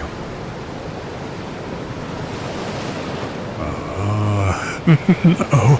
Stop. Get away. Violator. Violation. Stop hurting me. Stop talking, you dirty snitch. I watched the Grimlace rummaging back and forth, gesticulating manically, screaming, yelling, and talking to himself in a fierce blame jeopardy that I know from experience can go on for many hours. The paranoid spell of a tortured mind trying to reconcile an unacceptable fate and a cruel, unforgiving world that hands down curses and bruises with indiscriminate malice. I could find him again soon. I could make a quick detour. He would be going on like this for hours, if not days, until he was arrested, which would just land him down at the precinct. Back at the English Theater, I find Rach Egeman's dressing room. He is now playing the part of the lead in every play. He has ascended to the pinnacle of the profession. Ah, my adoring fan. What? Do you want me to sign the playbill? Yes, can I come in? I ask. Here, come sit, he says with glee, but I do not sit. I take out the cattle prod and place it on the carotid artery on his neck, and with a small squeeze, he shrieks and falls to the floor. I begin my search. After a few minutes, I find the toad talisman and stow it in my bag. Back by the train station, Deerl is still going on and on. I take out my gun and the toad statute. I place the statute on the ground. I fire a single shot, and the talisman shatters into 1,000 pieces. I look over at Deerl and see his face suddenly return to its natural state. I walk up to him cautiously. "I am Hilda," I say. "I've been searching for you a long time." "Where am I?" Deerl asks. "The train station is just down there." "What do you remember?" I ask. "I don't know," Deerl says. "You must be disoriented," I say. "It's more than that. I don't even know who I am," Deerl says. "Quite right. But who among us really does? We all wear 1,000 masks and scarcely know where the real person begins and the artifice ends, don't you think? "Who are you?" Deerl asks. "Let's go back to my clinic and see if we can't get this sorted out," I tell him, as we walk together in the eerie alleys of a lovely Frankfurt night. We pass by the English theater, and I watch as Deerl's eyes sparkle with intrigue. "What are they playing tonight?" Deerl asks. "The Courthouse." Almost 8:30 a.m. It was just before court would begin when his dead client, Mr. Black, showed up to talk. Benny knew the consequences for being late, so was short with him. "Why are you here now?" He spoke in a hushed tone to the apparition in front of him, glancing around as the Alameda County courtroom began to fill up. It would ruin his reputation as the best public defender in the county if people thought he spoke to ghosts. Mr. Black's gray suit, the one he used to always wear, appeared now to fit him well. His cuffs were no longer frayed, the holes gone.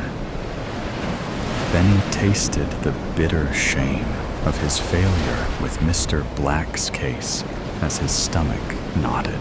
"You owe me more." Mr. Black's voice was flat and emotionless, so different from his last day in this courtroom when the coughs racked his body, his handkerchief filled with blood. Benny's elbows pressed into the table. The air in the courtroom hung thick and stale. His thin fingers nudged the yellow pad, straightening it imperceptibly. He moved his 2 pens, one black and one red, so that they were even to the pad. "I paid my debt," Benny whispered. "With the last one." Mr. Black's anger roared like a fire, heating up the air around Benny like a blast furnace. The other, past inhabitants of this room, raged, their hate overwhelming him, even with so many clients. Benny prided himself that he cared about everyone, those he had saved from jail time, and those who were put away. Mr. Black was the first one to come back and visit him, though, after dying in prison, professing his innocence with his last breath. For the accused, Benny, king of the pleas, was the PD to get in, Alameda County. Most of his clients walked, or at least avoided jail time. Benny averaged 600 cases each year, however, so had some losses. And Benny felt the pain of everyone, but innocence and guilt have no place in the criminal justice system. And Benny had begun to wonder if his work meant anything. Some of his clients were monsters, and better off behind bars.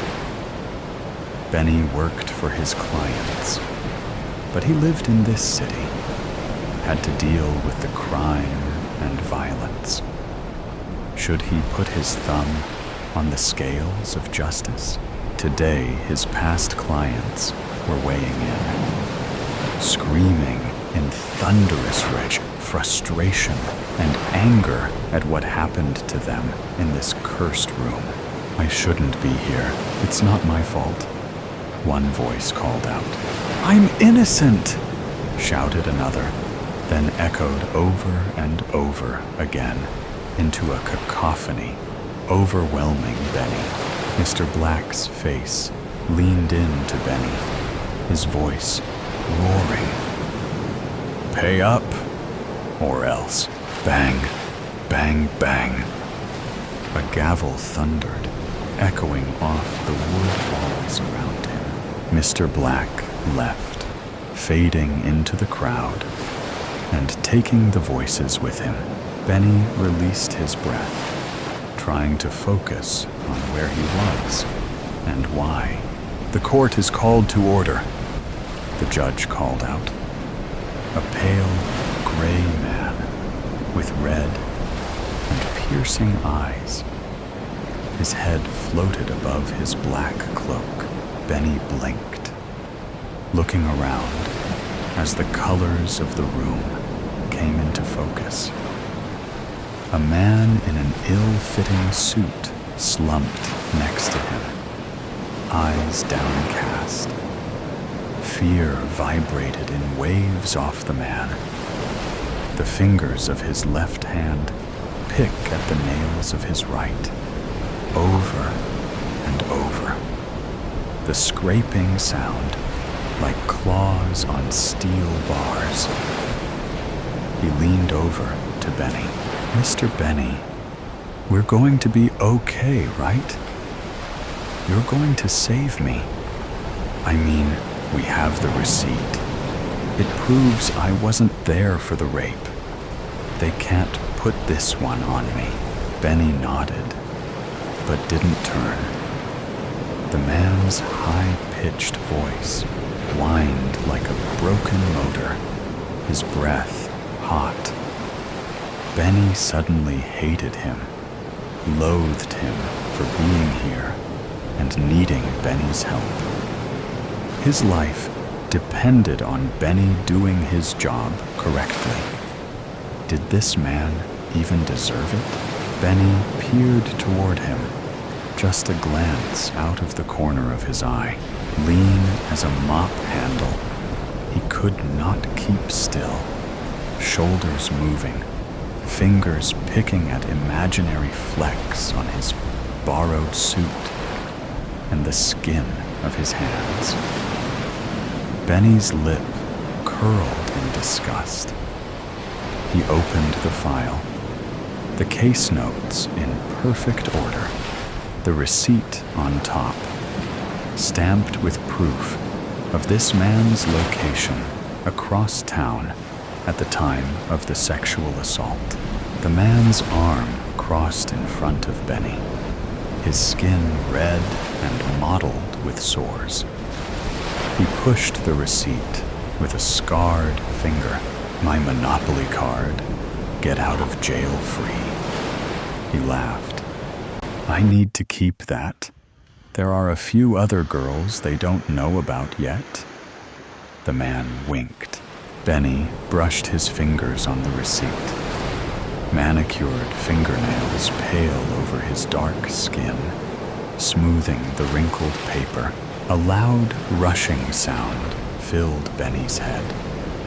They called to him, his clients who had been in the wrong place at the wrong time, whose lives he could not save due to a lack of this kind of solid alibi. He heard them screaming, shouting at the unfairness, the inhumanity. At the district attorney's table across from him, a tall, thin woman stared with shrewd, cold eyes. She turned away to put her head down into a stack of files. Voices cried out from her table too. People wronged and insulted in the worst way.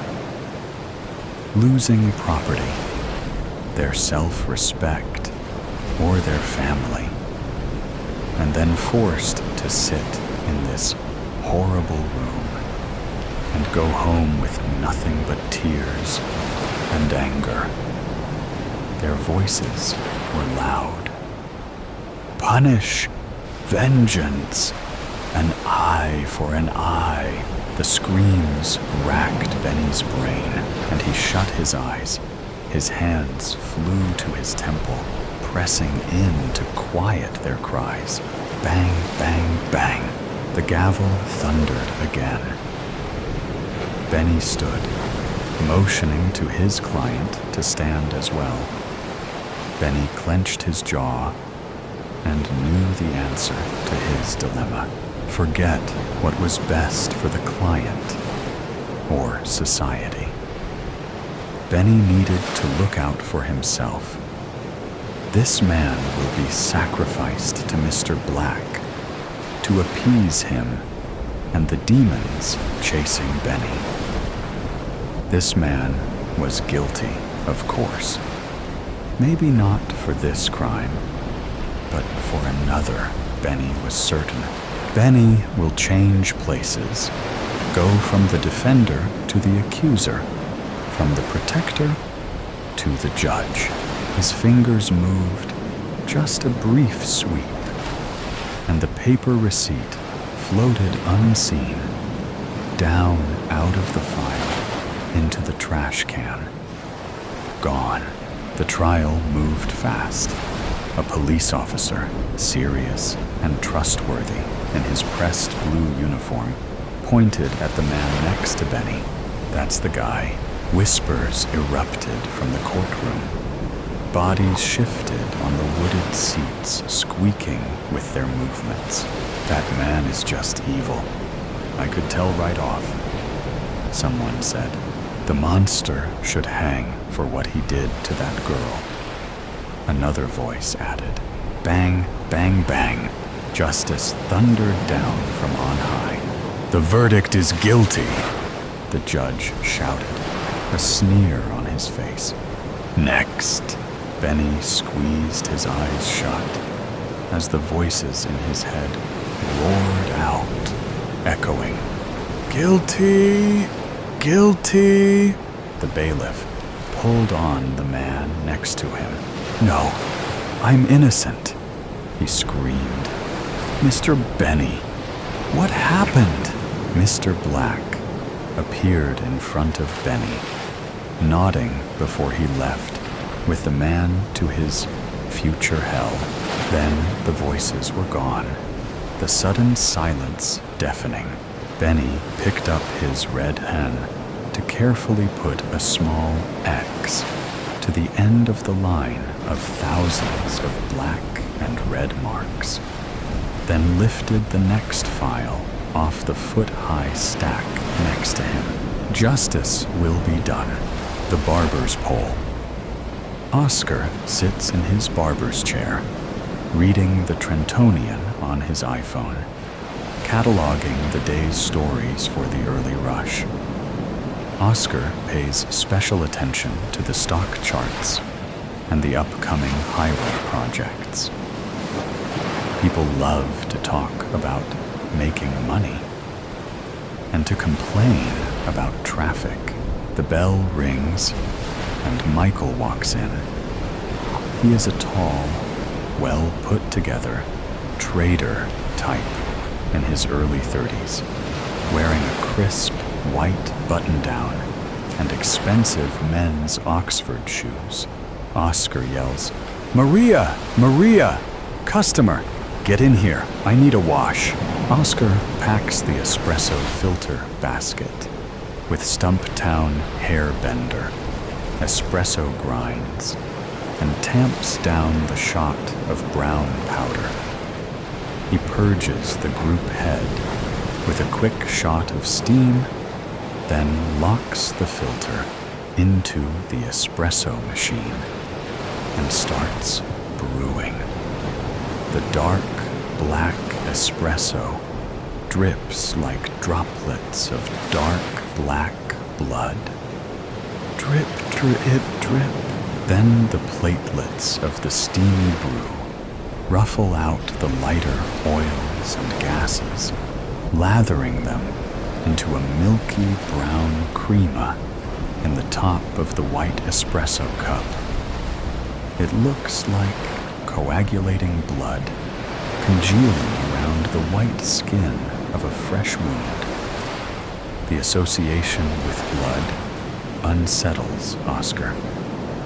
The thought of fresh red blood, thick and full, like pomegranate juice. The irresistible impulse to cut. His mind stirs with perverse thoughts that he cannot silence, even though it is before 9 a.m. The Oscar pours 2 shots of minty Sambuca Romana alongside the espressos. Something to take the edge off. Hair of the dog that bit ya, Oscar says, thinking of bite marks on an arm and the serrated cuts of the canine teeth drawing out syrupy red nectar. Here, sit down and let's get you a wash. Oscar ushers Michael over to Maria's washing station and down into the sliding chair that leans back over the sink and pushes his head back over the neck rest. Oscar takes his shot and feels a gnawing in his stomach at the thought of blood, an unfathomable craving to drain life from the veins. Maria has inky black hair, still wet from her own morning shower. The fresh, earthy shampoo scents of lavender and mint waft off of her. She also has a hint of a touch of perfume, maybe a Chanel, tantalizing with a musky base and notes of fresh, dense jasmine and the acidic afterbite of citrus.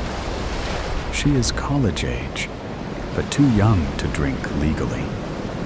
Fresh and pure with clean blue eyes and smooth skin. She speaks in a sing-song way, softly, like a hushed breath. Here, close your eyes. Here, is it too warm? Now, relax your shoulders. Almost done. Oscar is making a trade on his dual trading screens in the corner to distract himself from his bloodlust while he waits for Michael's wash to be finished. Maria places Michael's head back under the mobile shower head, pours water over his forehead, and smooths the baby fine threads of silky blonde hair back with her soft hands and delicate, ringed fingers. Michael feels the warmth of her palm and the cold of her rings under the rushing water. Maria applies the shampoo and works it through his blonde, straight hair, massaging his forehead and pulling the lather and water back all the way down past his ears to his neck. Then she sits him up and begins toweling him off. Ready? Oscar says.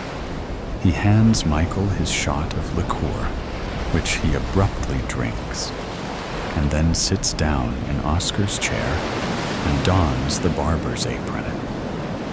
What'll it be? The usual? As Michael nods, Oscar methodically cleans his Wall Pro Series clippers. He uses a brush to clear the blades and carriage, then sprays some sanitizing disinfectant, twice, facing up, once, facing down. He applies 3 or 4 drops of oil to the toe and heel of the blade. He runs the clipper, then wipes them down, and begins methodically fading the hair with different length settings to accomplish a clean skin fade. As Oscar cuts and the two men talk, Oscar notices a small skin lesion, a brown mark by the earlobe. It glistens in the fluorescent overhead lighting. "It's been rough," Michael says. "Hey, what do you think of this P&G stock?" Oscar asks. "I'm depressed, Oscar. I feel useless. I don't make any good decisions these days. I don't think you should take my advice on anything. The smell of barbasol is stirred up and invades the nose. A smell of oak moss, coumarin, and clove, intrusive as old eggs." She left him a note. "Dinner is on the table. I was tired," Oscar explains, trying to let Michael know that while it sucks to be out of work, it is a good time to reflect. After all, it is sometimes work that gets in the way of relationships. There is nothing like your own flesh and blood to drive you to madness. Now, it is time for the shave with the straight razor. Oscar reaches over his shoulders and unbuttons the top two buttons. He then takes a paper towel and places it over the back collar of the shirt. Oscar unbuttons the cape and drapes it loosely over the shoulders. He pulls out a fresh linen towel and lays it over Michael's right shoulder. He then grabs a hot towel from the towel warmer with a set of tongs and pats it on the chin, mouth, upper lip, and cheeks, while Michael leans his head back and enjoys the steam of the towel laid now over his forehead and eyes. Oscar uses a small brush to foam the hot lather in a cup. "You have a little growth I haven't seen before," Oscar says. "Oh yeah," Michael says. "Here, take a look," Oscar says, showing him the mirror, and where the little brown bump peeks out from the mounds of shaving foam.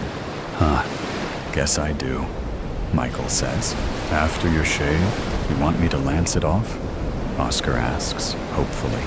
"Yeah, guess so," Michael says reflexively.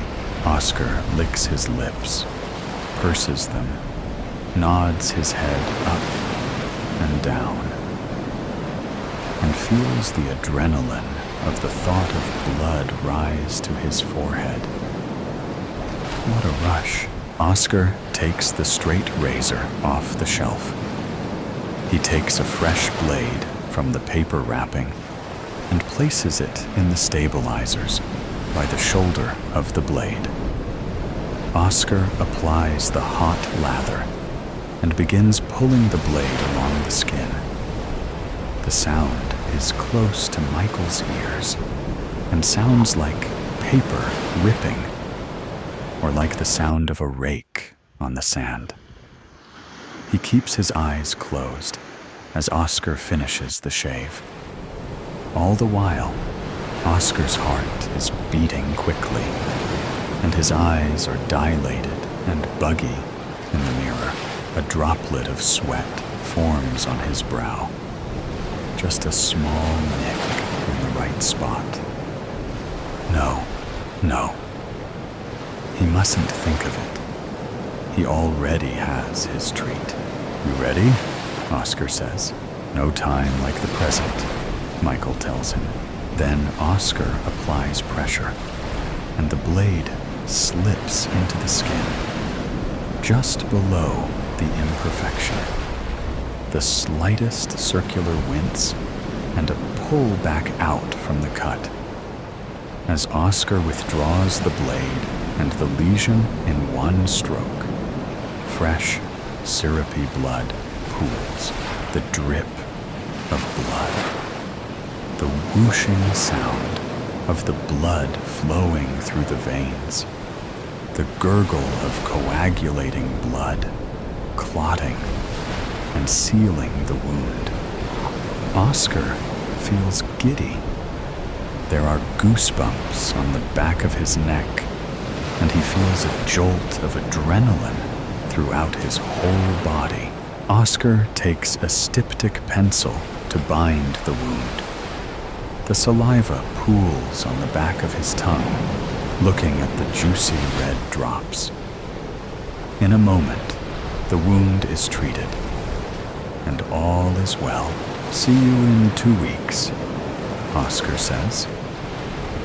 Michael hands him a tip, pats his shoulder, and heads out into the bright midday sun. All afternoon, Oscar paces back and forth, turning the chair over with customer after customer. But the call of the blood is like a voice in his head. The dark impulses well up from an unknown source. Try as he might, Oscar can't put it out of his mind. Oscar knows that in medieval times, the barber's pole was a sign of the bloodletting that old-time barber surgeons would perform in their shops. The poles are blue for the veins revealed under a tourniquet, and red for the flowing blood. It was thought that draining one's blood into a metal dish would extract bad humors that caused disease. Barbers also performed amputations, pulled and cleaned teeth, set bones, and even delivered babies. But Oscar could not get the thought of blood out of his head. E.B. had gone down to Two Brothers Pizza and brought back an Italian sub that smelled like wet feet and oil. As he ate it in giant bites, Oscar thought of the gush of blood a bite into human flesh would make. Maria skipped over and plopped down in Oscar's chair. You want me to scrape clean all the baby hairs on the back of your neck? Oscar asks Maria. If it isn't too much trouble, she whispers. Oscar gets his blade ready and pulls up Maria's hair into a high bonnet, carefully making sure to get all of it held up in the air. Oscar applies the hot foam lather. He begins scraping clean the neckline, but he can see and feel the arteries and veins drawing up her neck. The sound of the blood vessels, the blue rivers running just below the surface, the smell of her Chanel perfume, the moist, young, supple skin. Oscar cannot resist the perverse longing for blood. He is disgusted with himself, ashamed. But the cut is everything. Almost done, Oscar says, tensing the blade in his hand and looking for his mark. Thank you so much, Maria says.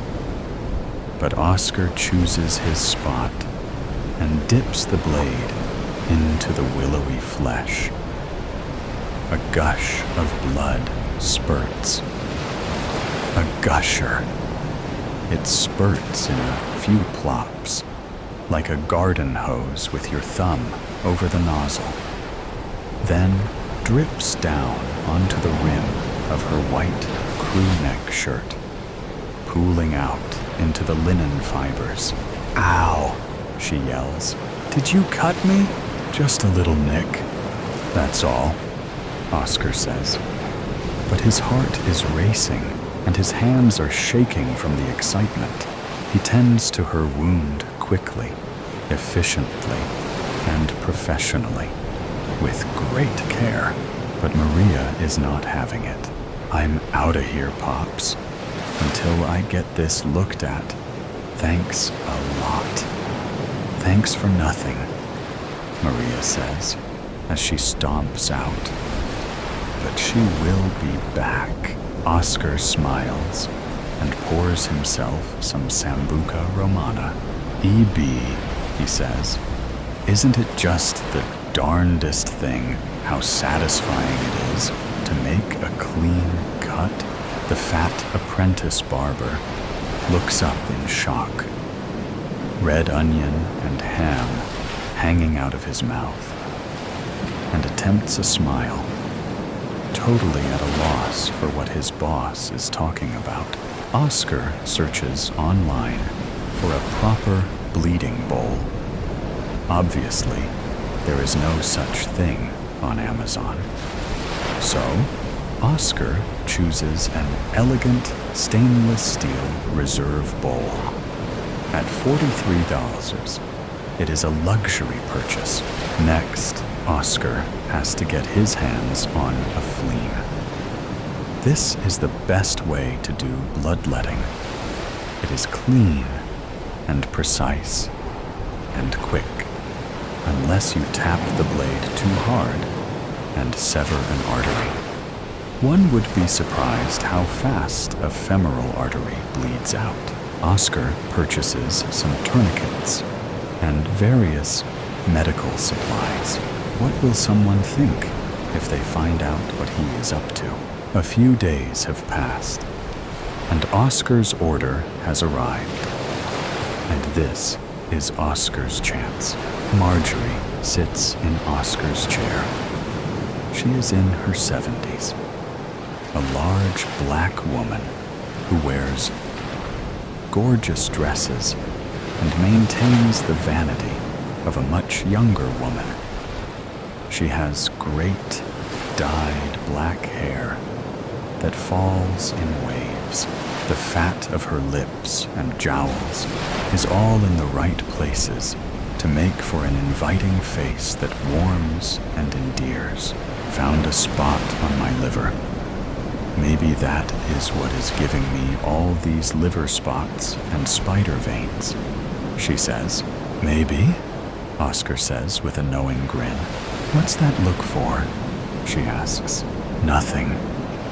It's just that they used to have a way to purify the liver. Back a long, long time ago, in medieval times.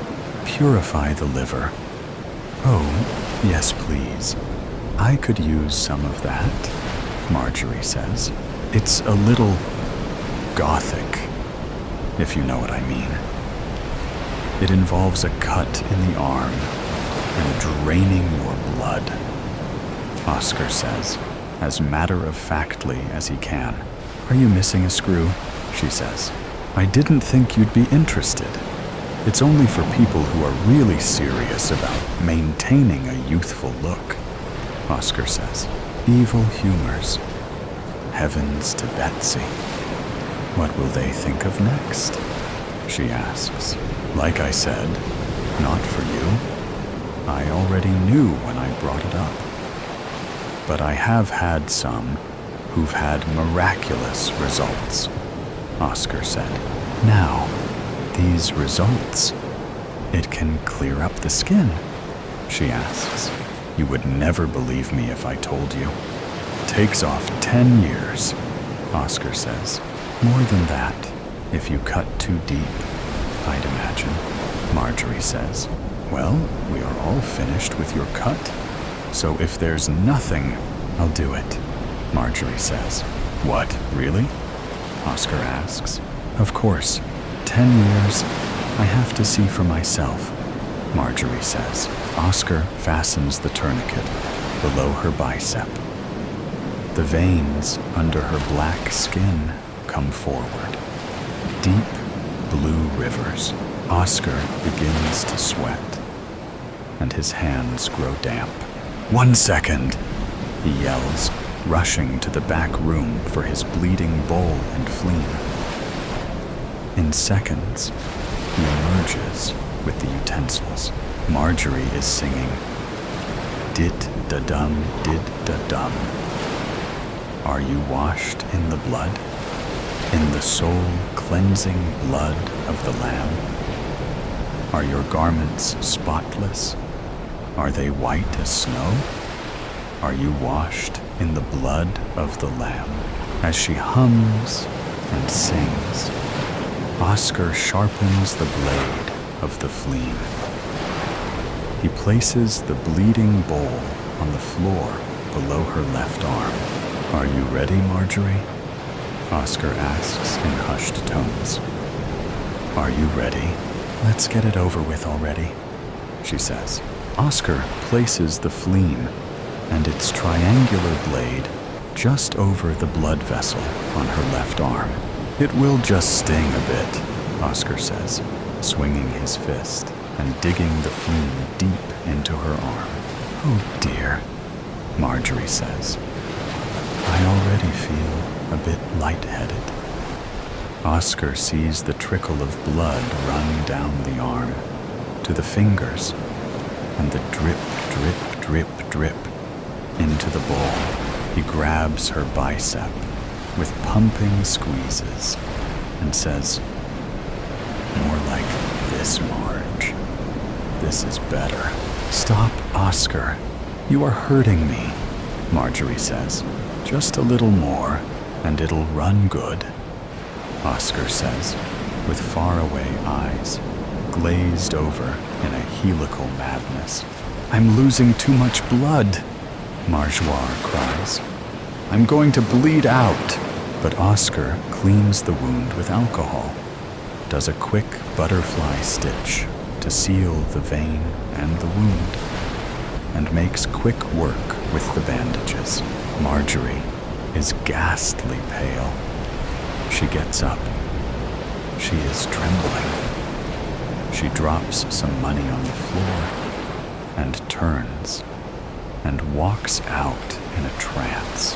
I won't be seeing her again, Oscar thinks, as the little bell sounds. And she leaves. In the back of the shop, with the blood bowl in hand, engorged in endorphins, Oscar observes the blood, sniffs it, puts in a finger, swirls it around, and indulges in a little taste. It tastes like steak. It tastes great. E.B. comes back from running errands and storms right up to Oscar when he walks in. "Boss, I got a call from Marjorie Jones on my way back over," E.B. says. "Did you get the inspection stickers?" Oscar says, referring to a little side business they have selling fake inspection stickers that are supposedly from the DMV. "Boss, that woman nearly died," E.B. says. "She was having skin problems, E.B. She was looking old. She proceeded at her own risk," Oscar says. "Oh yeah? You have a lawyer sort that one out?" E.B. asks. "It's nothing out of the ordinary," Oscar says. "Barbers have been doing it for hundreds of years. If you ever do anything like this again, I'm done. That's it," E.B. says. "The blood. It is the most extraordinary thing. Dark and also light, substantial, but also fluid." "Are you losing it, Oscar? Are you literally going crazy?" E.B. asks. "You know the feeling when you give someone a perfect cut?" Oscar asks, and continues. "It is the same feeling. Exactly the same." "Whatever, boss," E.B. says, sitting down and stress-eating his second hoagie of the day. Oscar walks back into the back of the shop and sees the old hand-drawn sign in the corner. Oscar's unisex cuts, 8 to 8 MS. Oscar goes into the refrigerator and stirs his fingers in the blood. then puts his whole palm in. Then he takes a fresh, hot towel and submerges it in the bloody liquid. He pulls it out and finds the white barber's pole that he bought from the specialty shop. He wraps the towel helically around the pole. It is a helical swirl of red and white, the red splatter of real blood. He puts the plastic covering over it, walking past E.B., eating his sub. Oscar goes outside and stands by the storefront. He takes a hammer and starts installing his new barber's pole. He stands back, hands on hips, admiring his work. His eyes are bloodshot from the adrenaline, and his lips are red from the blood.